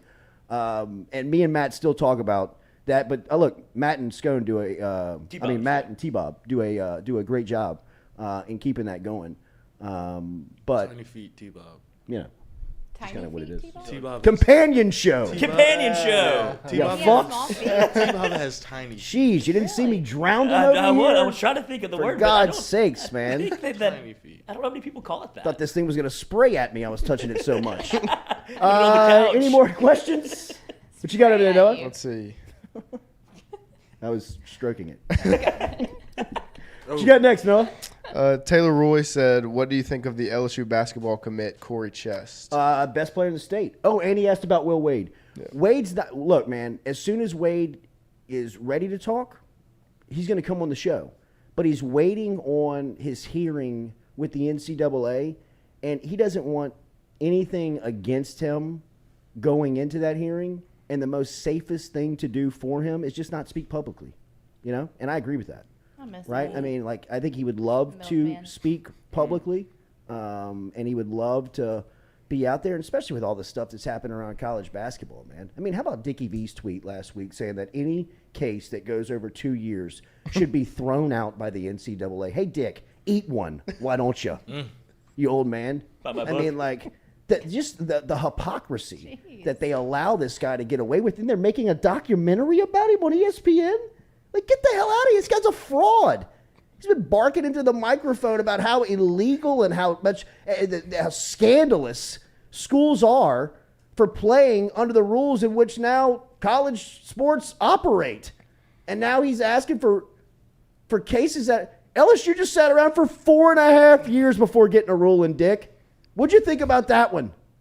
Where were you on that one? Like, the guy's a fraud, man. Oh, baby. Jordy, Clinton Phillips just sent you a message. we nailed it. My bad, Jordy. I've been killing those fence posts since this morning at 4 a.m., so I got a little buzz watching from the camp about to clean these reds and trout. Hey, Clint, it's all good, bro. TV. That's exactly what I would expect from you, and that's why I fucking love you, bro. You know what I mean? Like, that's why I'm more concerned about your feelings after that, but what you did was give us a great teaching moment. So, bro, you passed the class today. It's all good, man. Enjoy it. You should be passed out by noon and put them in the boat by 4. If you're not, I'm disappointed. Backwards. Got a message Perfect fishing day. Great backwards day. Yeah, You know, right. it's just like I mean, hammered just- at 9 a.m. This is awesome. Shit tank. And then you can wake up at like 11 and people be like, oh, this is kind of normal. Hammered. Already done work. Already did a whole day. You're right. I built a fence and caught dinner. All before 8 a.m. Where are you? God, And I gave a local podcast a good teaching lesson this morning. And I'm hammered. Man, we got to catch up. Yeah. Voicemails? Phone messages. calls? Messages? Texts? Terrell Fife. Is My it favorite, Fife? dude. My favorite. Terrell. What's up, Jordy? College friend. Can we get an update on the linebacker depth chart? Also, Lloyd, big forehead and mustache is a killer combo. Thank you. Oh, and another thing, Jordy, I would be down for a pregame show with Katie's feet exposed. As well. Terrell just putting his freak out there, bro. Little companion Got a show. call coming in too. I got a call. Let's go, Terrell. I'll get back to it, bro. Good to hear from you. Have a take, don't suck. What's your name? Where you calling from? Uh-oh.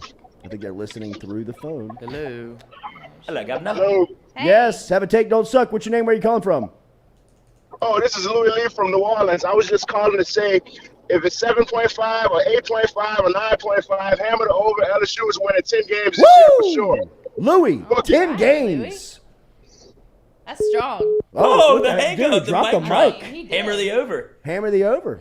Strong. Oh, and he's at the Caesar Sportsbook too. I mean, he Hey, sounded like that's he was like prime. at the window. Yeah, that's, You might need to call him during the Yeah, season. right. right now. We might have a tout on our hands. Give me Saints plus the 10.5. I'll take the Tigers plus the 9. In the hook. You're live. You are live. You're on the air. I'm here. I'm at the window. Got the teller talking to us. Just, changing it for 200, please. Grady, wait. Does Jordy think he was talking about installing actual fence posts No, instead of a reference those to are beers. hammering tall boy beers? I did. Guilty. I I did. thought it was fence post. I did. No. I did. That's I extra did. country. Yeah, that is. That's extra country. That was so impressive. He I built mean, a yeah. damn fence and Yeah. caught dinner. That's Billy language. That is. Oh my god, that's awesome. I Killing totally fence did. Got You me. post up on the fence, you drink your beer. Got me, bro. Got me. And you just drink it. I thought he built a fence. Hammered. He may have with the beer. I was picturing him like installing posts. And still Yeah, drinking right. beer. Yeah.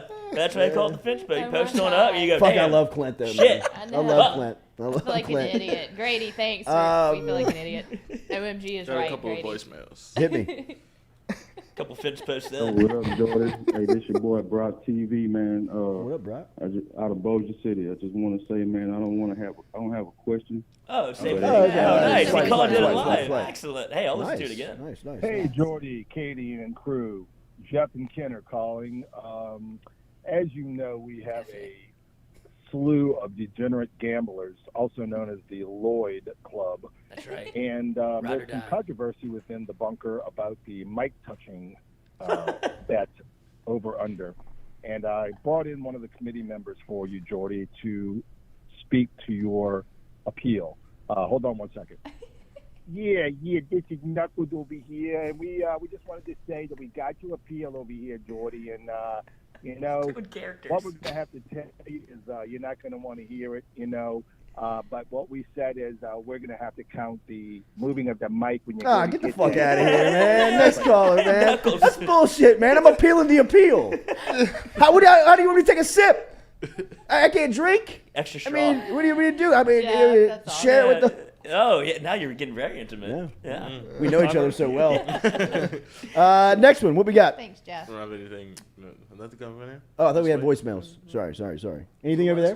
Let's see. Ricky Tucker asked Jordy, do you think media access is to help recruits see what's going on and create interest? I think it could. Because I do think that there is what's LSU's brand quality? Like, who are they? Like, what do they look like? But I don't know how much you can really take away from that in practice. I really don't. To me, practice being I use the practice access more of networking with the media. Right. Really, because that's the only time you really are all together. It's like You're a cocktail hearing the party. same stuff. You're kind of what are you seeing? What are you hearing? What's going on? I mean, there's a lot of there's a few people out there that have really strong sources that people within the program trust and give information, knowing that it's what to decipher of not to put in the public, and if you do, how to put it into the public, right? And I mean, it's a pretty well-known circle of who's trusted. And You who's see, out. you see each other in the office, Mhm. and you're getting the info. You're like, oh, okay, all right, what's up, bro?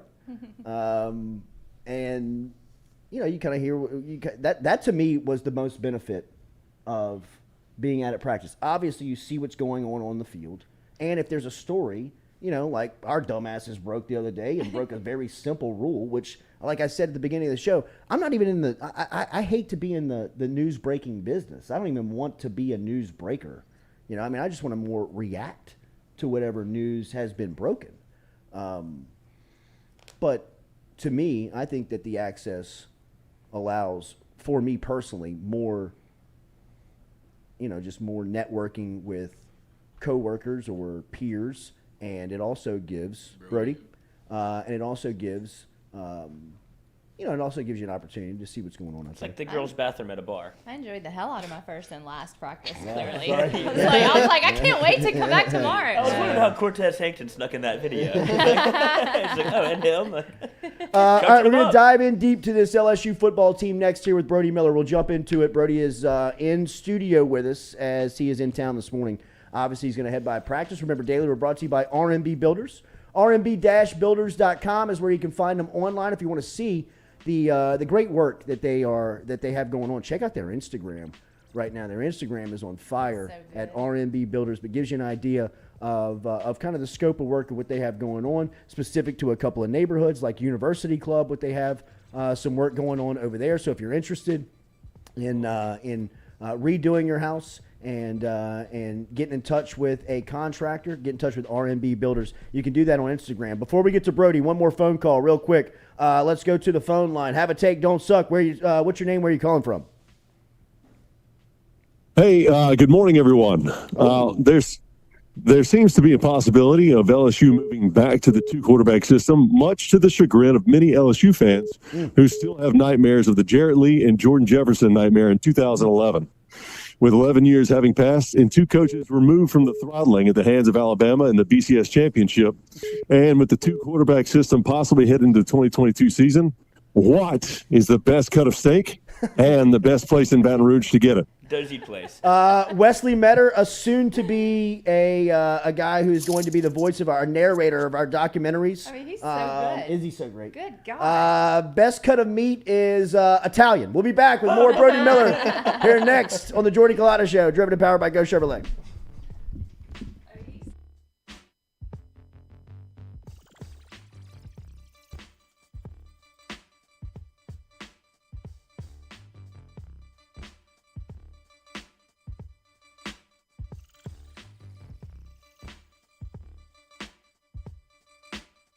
We're all from different places and backgrounds. We've each experienced our own versions of life, but in the end, we're all on the same team. I'm part of that team, along with these players in purple and gold. Kayshawn Buddha, Malik Neighbors, Miles Frazier, Kyron Lacy, Greg Brooks. Whether on the field or in the courtroom, your team matters. So join our team. Make a difference. Bet. Let's get it done. Best athlete to come out of New Iberia, Mark Roman? Kayshawn Buddha. Kayshawn? Wow. Right now, Kayshawn, and Mark was a little bit before me. I was a ball boy. When Mark was playing at New Iberia Senior High School, I played like right after Mark. But Kayshawn just has done some things, and just the things that you guys are seeing Kayshawn do, that he's not even scratching the surface of what we saw on a day-to-day basis at practice. And he's unreal. He's unreal. He's so natural. It's so it's so easy. It looks so easy to him. Yes, it's so easy, and there's never been another a competitor I've ever seen like Kayshawn. Kayshawn would not lose going to eat pregame meal. He has to be the first. He is the ultimate competitor. He would not lose. So trust me, he will be ready.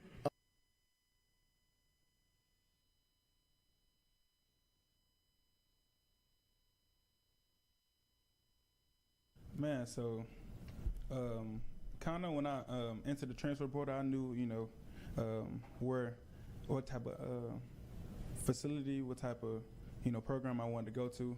Being that before I committed to Ohio State, my first unofficial was to LSU. Oh, wow. And but that was when Coach O and Coy Raymond was here or whatever. But definitely the coaches, the scheme Kelly, trying to bring in, trying to implement, his way of going, like detailed person.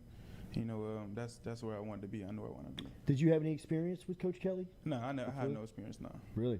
Who was your main recruiter from LSU? Sherman Wilson. Yeah, he was stay consistent. Honest. Just gave it to me straight. Yeah. And this is where I wanted to be. How do you feel about that number at this university playing that position? Yeah, man, I definitely want it. He wanted to come in and prove, to my teammates, not just the coaches, but to my teammates that I got to go play with, that, I deserve it. And once I do that, then, everything is, up from there.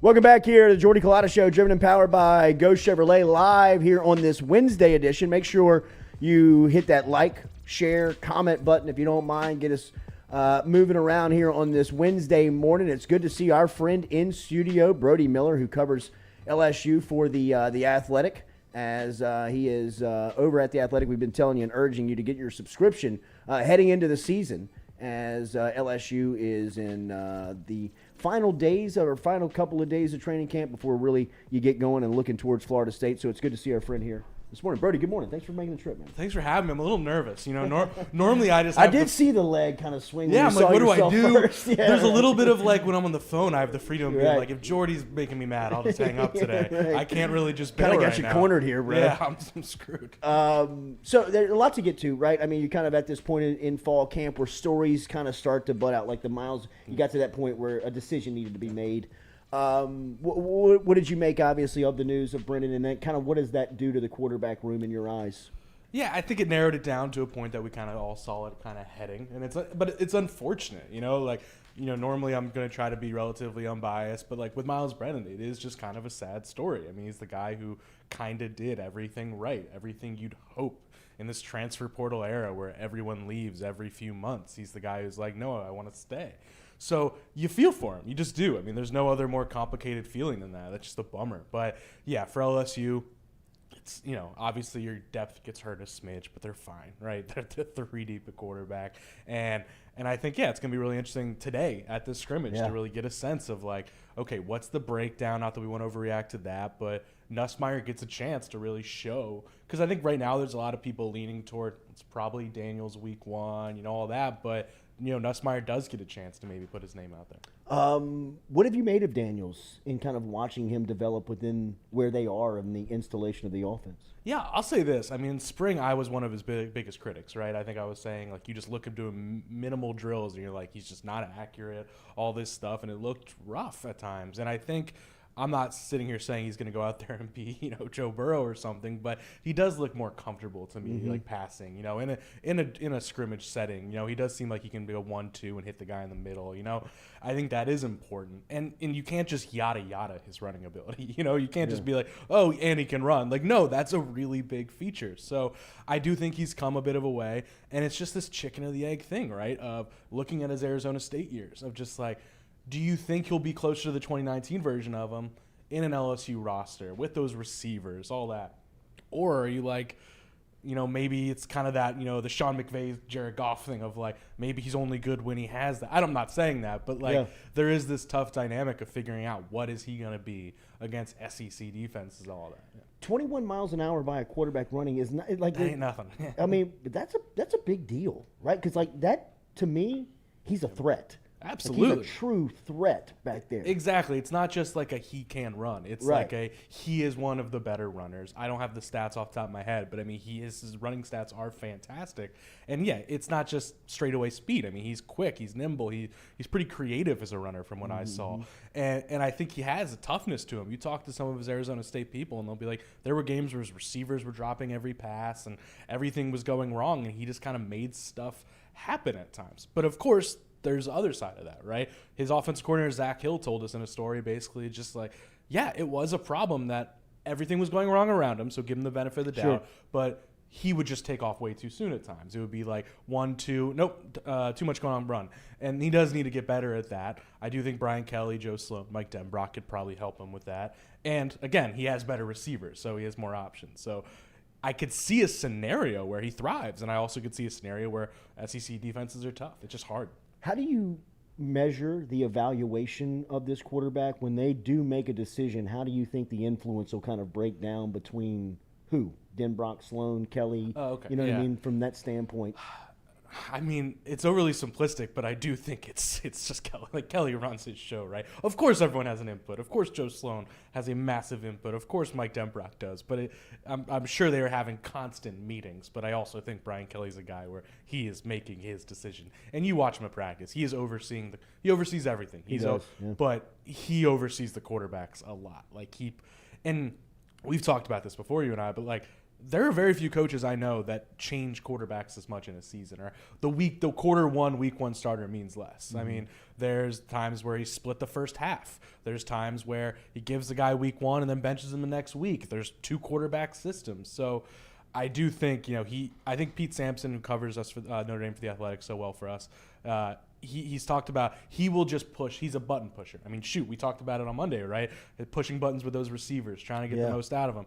He will push any button he has to get the most out of that position week to week. So he doesn't care if that means, benching a guy for a little bit. He is really impressive. I mean, I know you and I talked about the communication aspect of it is very impressive, but watching him run a practice, I mean, just move around out there is very incomparable to anything that we've seen in a long time around. No, and I'm not trying to bash. I get it. No, it's just a very different feel. It's the feel of somebody who just has a plan, right? Who has a ton of data accumulated, has a ton of thought going, big picture thought for a long time. So when he sees something, it's like, no, this is what I want. And to the communication thing, I mean, the thing that I always hear from staffers is like, yeah, he has this reputation as this hard-ass guy, right? And yeah, he has moments where he is that. But it's clear, though. This is what I want. If you do it, your life's easy. Like, do your job. I'm going to, in the off-season, go golf. Like, if you do your job, go golf. Like, whatever, He's big on that. But just do your job. And it's we've seen so many times, whether it be Miles or Ogeron, where it felt sporadic. It felt like day-to-day it was what they wanted changed. And I do think that stuff's real. And to your point, he just has a plan. He knows what he wants, and it's well thought out.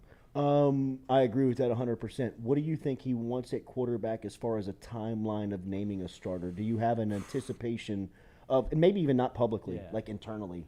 Yeah, I'd be lying if I think I figured that out yet. I think, honestly, to some extent, I don't truly know. And again, to the earlier thing, it might not mean that much because he does tend to change so much. I don't think he wants a 2-quarterback system, but still. He's not scared of it. But yeah, I think it's fair to say in the coming days or next week, internally at least, they will figure out who it's going to be. I think there's a good chance, and I'm speculating here, this scrimmage could really be the next decision. What do you make of their schedule? When you look at their schedule, how, is it favorable? Do you when you look at this schedule, how do you process it? Yeah, you could totally spin it different ways. Right, you really can. Because it's like there is only one game on that entire schedule you are probably sure you're losing, Alabama. And then every other game is gettable. Mm-hmm. So it's like, if you want to look at it that way, you can be super optimistic. And you could look at it as there's 8 different games you could lose. Like, so it's really tough, right? I think and part of this is the transfer portal era where it's like hard to really know for sure who's good because everything's new. But it's like Florida State's not nothing. Like that, I think that spreads down to 2 or 3. Mm-hmm. They're bringing back a lot. They're a lot, actually, like UCLA last year, of like, bringing back returning production, but coming off a bad year, but they're on the come up, blah, blah, blah. And like your Arkansas, Mississippi State's deep as hell. Ole Miss, I don't know what to expect. Florida, don't know what to expect. I think they can beat Auburn, but that's a road game. Like every game, I think you could argue 10 out of 12 games LSU should be like at least a minimal favorite. And 8 of those games, I wouldn't be shocked at all if they lost. So I always default to 8-4, 7-5, but like there's so many different ways this can go. So I guess I would answer it's hard. It's an SEC schedule, but it's gettable. Is the biggest swing game with the schedule Florida State? Mm-hmm. Whew. Walk me through like why you say that. Because I think that you can go down the SEC list and kind of look at where you're getting some of these wins from. Like to get to that 7 number, I am pretty confident that I can go down that list. When I'm at Florida State, I feel like the dome makes me want to give them the W. But when I look at Florida State and LSU on paper, they're very similar. Yes. They're great front seven. Yes. Yep. I mean, the way that they're like the time that they're meeting each other it feels like this could be very crucial. All right, you've convinced me. For both programs in the sense of if they win, and I don't think anybody gets blown out. Yeah. But it's a game that you look back on and you say, man, if you just would have gotten that first one. Yeah. No, I think that you've convinced me. And my buddy Colin Wilson at the Action Network, who I think is an incredible handicapper, he's like, first half under is the move there. Oh, yeah. That's me and Stewie were saying yesterday. Absolutely. Because it's just like, two great front sevens, two weird quarterback situations, new offenses, all that. Clunky, figure it out. Yeah, you know what I mean? exactly. Norvell's already on the hot seat in the Right, second yeah. season, and then you have a new Brian Kelly coming in. They're just going to ride this thing out. Let's, Right. kind I of feel agree. each other out first date. I like it. Yeah. 17-13. Yeah, exactly. Cash a ticket. And to your point of swing game, it really does, not in terms of stakes, but feels similar to UCLA last year. Uh-huh. Just in the sense of, like, if LSU is good, I think they win this game by 2 scores. Yeah. But there are so many scenarios where UCLA ended up just convincing, and you're like, oh, that's what LSU is this year. I think that will tell you something. I think it really will. So I do love that as a swing game. It will be really telling to see. And by the way, Jane Daniels might make a ton of sense for Florida State. You know, like if that is your setup, if you are going to be game to game and all that. But I do like that take. It's going to tell us a lot. Defensive backfield. What have you made of this crew here early on? I like some of the one-on-ones that we saw at practice last week, and there were some names that kind of Mekhi Gardner and guys that you got to see for the first time. What have you made of the group watching them? Yeah, I thought it was interesting that Brian Kelly was like so strongly last week saying that cornerback's gone from like their biggest wishing and hoping stress to something they're comfortable with. I'm not sure I buy that full throttle yet, because it's like, but it's tough, and I've probably repeated this, but it's like in a vacuum, corner's good. Like corner's in a vacuum where everyone's healthy and everything works to, like Sevyn Banks, Jarek Bernard Converse as your starting corners. That's a strength. Yeah. That's like one of the better in the SEC. agree. But you can't be too naive. Like they're both banged up at times. Especially Banks. And if one guy goes down, can Mekhi Gardner really be an SEC corner? Because UL staffers were even like, I think he's a safety. So you just have to wonder. Colby Richardson. That is the name, right? Am I messing Yes. Because Brian Kelly got Brian Kelly got it wrong, so now I'm broken. But I'm just reporting what he said. He did look good. Like that's not a joke. He looks like a guy who is he an does. actual player. He can play the field. So at least you feel okay about that. But and granted, we've both, I believe, think if one of them goes down, Greg Brooks probably moves outside anyway. Sage Ryan goes to nickel. Like everything's probably under control. But still, it's just like, man, there's no depth there, or little depth there. Yeah. So I feel better than I did. Safety is a strength, or at least like just steady and solid. So yeah, I don't think it's DEFCON 1 like I did in February, but you got to have concerns. Is Sage Ryan is he the trending guy at punt returner? I think so. I mean, as of right now, I think him and Neighbors both would make a lot of sense. I think there's also, I wonder, and I would love to ask him this after this, if there's a little bit of like, say it's a tie, hypothetically. Like, say it's a tie, Neighbors is going to play a lot of other ways, and Sage, as of now, is probably the number 2 nickel. Like, do you go to the guy who you want to just get on the field more? Because I wonder. I don't know the answer to that. But no, he's a playmaker. It makes a lot of sense, keeps him activated. But I would love to see Neighbors there, too, because he's a playmaker, and he does a lot of stuff. He feels like he's I thought he said he was going to run two punt returners. Like one to True, catch one's and the fair catch guy, Yeah. which might be Neighbors, which would make a little sense, and Ryan's the playmaker. Good point. And Neighbors he kind of watching them feels like he's the guy about to bust out. I think you and I are both on that hype train. Yeah, I think we even turned to each other during practice at one point. Yeah, and I love. It was when he ran the route and he left the DB like 4 or 5 yards behind him, and it was just a simple route running that you're like, damn. Yeah. I mean, and I remember talking to a coach last year when he was coming up, and they were just like, if you asked me to describe like his one thing, I don't know if I know the answer. The guy just like knows how to make plays. He's just a football player. I hate that cliche, and I think we're both on the hype train of I love the idea of moving him to the slot, and I think I'm gonna have a piece in the next few days. But like, there's a movement going on in the NFL, especially, and I think Georgia football is going to be fascinating this year of zigging to the zag. We think of slots as these quick, nimble guys, and Malik Neighbors is plenty quick, but it's like, it's also a mismatch opportunity, especially if they're playing zone, all these things, a guy who can catch one-on-ones. I think Malik Neighbors could thrive there, and there is a Justin Jefferson comp there. Not literally, I don't want to get too literal, but Justin Jefferson was the number 1 outside guy as a sophomore, and then moved to the nickel slot, and it actually opened him up even more. I could see that, so I'm on the Malik Neighbors hype train. I'm asked routinely how fast will Emory Jones crack the starting lineup. Yeah. And I say by Mississippi State, I expect him to be starting. I wouldn't be surprised if he played a lot versus Florida State. Well, how do you see his evolution? Where do you see him hitting the field at what point? I guess my question for you, though, is like, who do you see him nudging? I know. Like, not that's not like I think their line's amazing. I just don't know who like is the obvious guy you nudge out. And they love Shorts and Frazier. Yeah, Frazier's a really good player, and Shorts is the guy they trust. He's kind of a leader at times. Yeah. And to your point, yes, he's going to play. Like, they love him. They think, he clearly brings like an athleticism and all that. And he's clearly going to be the next guard. I think at this point we're ready to say that, right? Mm-hmm. He's going to rotate, and O-line's a position where you're going to see constant rotation. Guys are going to get hurt, so he's going to play. And if you're going just like statistics that someone's going to get hurt, yeah, Mississippi State is probably the right pick. But if you're saying like replace somebody, I just don't know who that's going to be. I agree. Yeah. But it's also another sign and example of the work that this staff has done to build this roster up, because I would say 2 position groups that we featured here, defensive back and offensive line, when you pulled out of Houston from that bowl game, I mean, you really thought, like, had to be thinking, like, how are you going to function? And to see that they have competition and depth in those spots. And credit to Brad Davis, because it's not even like they got, like, the plan was, I think, 4 transfers. Like, I think that was the plan. And they only brought in 2 good ones, but the credit is that we're talking this way, and I don't think either of us think it's going to be some strength, but we're talking as kind of stable as we are about the O-line, and it's actually guys progressing. It's not, just a bunch of transfers. Right. And I think you didn't see progression the last 5 years on the O-line. You just didn't. And I think you started to see it the second half of last year. Your Marlon Martinez's, your Garrett Dellingers get better. So, yeah, I do think you give them credit. The thing I've repeated a million times is I think the floor's higher. I think you can trust 8 or 9 guys in a way you just couldn't the last 2 years or 4 years. But I don't know who your guy is. Like, if you asked me to name an all-SEC guy, I probably wouldn't pick any, right? Just so it's tough. So I don't want to run away with it too much. I don't want to get ahead of myself. But, yeah, I think they've solidified that group in a major way. Running backs got good competition. That comp's pretty good back there, right? Noah Kane is – it looks like him and Armani good. They still haven't settled on who's the second guy yet. Yeah.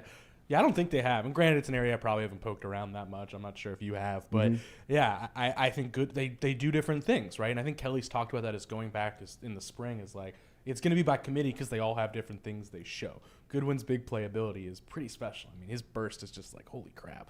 And Noah Kane is, more of your Ty Davis pricey kind of, power back kind of thing. And, man, I always stand by, don't rule out Josh Williams, man, because he is just a guy. They trust him. They trust. I know it's like, it feels like a cliche to talk about a walk-on and be like, they trust him. But he's not some just walk-on. I mean, he's a good player. And he's a guy who can do a lot. And maybe your most versatile in a weird way of those 4. So I think Josh Williams should see the field more than he gets credit for. But, yeah, I think you feel stable there.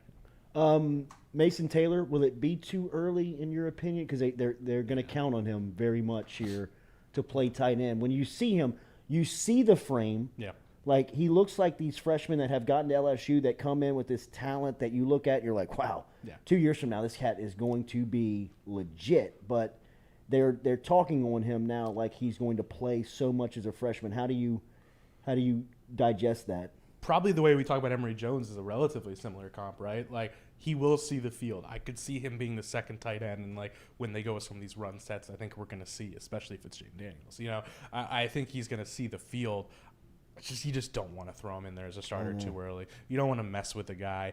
And, I think there's a patience there. But, man, the fact that he is even somebody they can play, even aside from expectations, even aside from, like, can he be some star in 3 years, I don't think anyone expected that much of him. This 3-star tight end wasn't talked about, and tight end is such a just whatever spot for LSU. The fact that he's even something they can play is such a huge victory. His name pops from everybody you talk to. Absolutely. Like, everybody talks about him.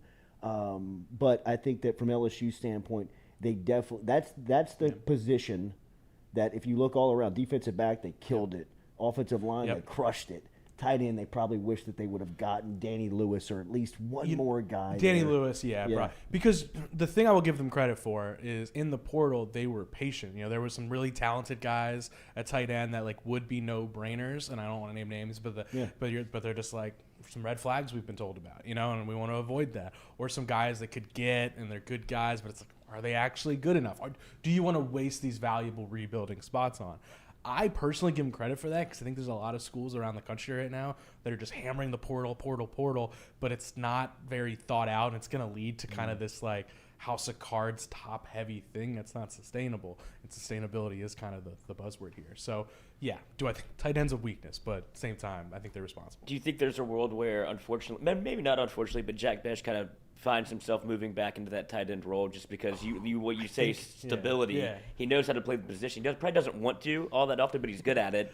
And when you get down to it, there's not very many names on this list where it's, all right, let's just throw Best in there. I think no. And I could be totally Right. wrong. I'm wrong a lot. But I just think, like, he didn't want to be there. I think they feel pretty strongly like it's better for him to just learn how to be a great receiver. So I think it's kind of, I would assume as of now, it's just not really an option. But it's a good question. I think they would rather just go, if it's that bad, just go the 4 wide, and just get the most. Because they're just so loaded. They're so loaded at wide receiver. Just a way to get them on the field. Yeah. If you want to put all your playmakers out there, I don't know. It's just tight ends at a tough spot because he loves to use them so much. Like then Brock loves to use a tight end. Brian Kelly's had he recruits 3 and 4 tight ends at a time. Well, like, he said it. Yeah, he loves the even tight asked ends. last week. He was like, "We want to play with tight ends." Yeah, they want some. It's crucial for his offense. Yeah, right. Yes. And hey, man, like, I keep starting to go down this rabbit hole of thinking if it's Jaden Daniels, you are going to see a run RPO heavy thing.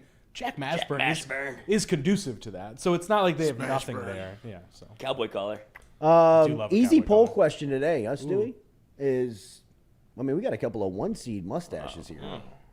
His is better than mine. No, I like your humility. Mine's got personality. I'm not denying it. Yeah. But Absolutely. It's not like a good, like, you're not like evaluating this as being like first round pick mustache. And I credit you to the fact that like this was kind of a leap of faith. Like it wasn't like you were like, I'm gonna do this. I still get flack for it every day. Really? Yeah. That's how you know it's Really? good. That is. Because That's people how you know notice. it's good. And you have to I have love a sense attention, of confidence. so it's a win. Yeah. Right. You have to have a sense of confidence because you kept it. I think I did. Yeah, there was a lot of that. And here's what I think I joked with you once before. Like, for every one person that's like, God, get rid of that, it's terrible. Those are usually not the people I want to hang out with. Absolutely. They're kind of like, oh yeah, but you're kind of a buzzkill. The people who are like, dude, it works. It's awesome. Over here. Yeah, it's like, oh, I actually give a crap. Your opinion. Yeah, So right. it's actually kind of been like a way to figure out who like. No doubt. It kind of filters like your friends It's a for filter. you. That's Exactly. it. Absolutely. It puts one people on one side of the and fence. look, you can see who the haters are. Absolutely. Real quick. Even aside from whether or not I literally look good, I just think it fits my vibe. I think It I am does. a affable idiot, and I think it fits. Right. Yeah.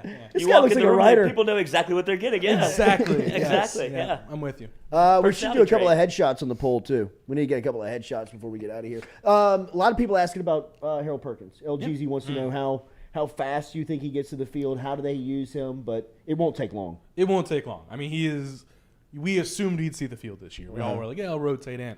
But he's clearly wowing people. He's making plays where it's just like, oh, this guy is special. I don't know if it's always tough because we talk in these literal terms of like, when will he replace X? Right. I really like Mike Jones and Greg Penn. So I don't know if it's that literal. Like, it's not a bad thing if he's still playing, 35% of snaps, playing a ton, but isn't necessarily the starter. And then come next year, he's the star. Like, there's nothing wrong with that. And, but yeah, he's going to see the field. I used to be like, he'll slowly rotate. Now I'm like, oh, he's probably number 3 right now. He's just a dude. Yeah. So, and we're, God, I hate that we're like, sometimes we rip on the last regime too much, but it's like, we're coming off a time where it just felt like so many of those top 100 guys you get hyped up weren't maybe really the top 100 guy. There's a few good examples of that. Right. And I think right now it's just like Will Campbell, Walker Howard looks, it's too early on that, but Will Campbell, Quincy Wiggins, and then obviously Perkins. It's like, Emory Jones. It's like, okay, these guys are ready to go. They're stars. Yeah. Which, to be clear, those are Ogeron recruits. I'm not like torching, but just it's a big hit class. And so far. real quick, back to Walker Howard. Yeah. How just natural of a talent, just throwing the ball. I mean, the ball he's the best passer they have right now, right? Walker Howard? I mean, the ball just jumps. I think the way Nussmeier, I'm not arguing you. The way Nussmeier throws a ball, though, is just so pretty to me. I just love it. But no, Walker Howard looks great. Like in spring, it was like, the thumb, and he was just kind of figuring it out. It's like, okay, he's a true freshman. It's fine.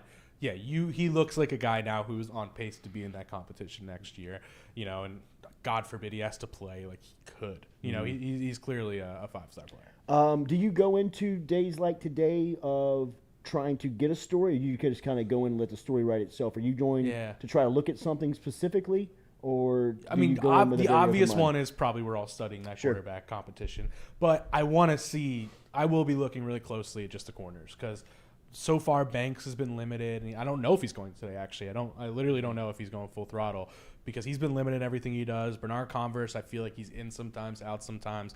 I'm just still waiting. Like, people ask all the time, like, what's going on with the corners, and it's like, I assume they're the starters, but I don't have much evidence of like how they look. I just don't know. So I really want to see the corners too.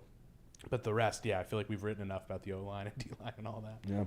Get the subscription. Not enough about the quarterback. Over at The Athletic. Never. It is must-read material, especially in season. I would tell you to get it all year. Get an annual subscription to The Athletic to keep up with stories that Brody's writing, along with a lot of the people that they have over there. They've got the best covering every single market, man, what they got going on. You can follow Brody on Twitter at Brody A. Miller. You will see him here and hear him on the Jordy Culotta Show a ton throughout the season.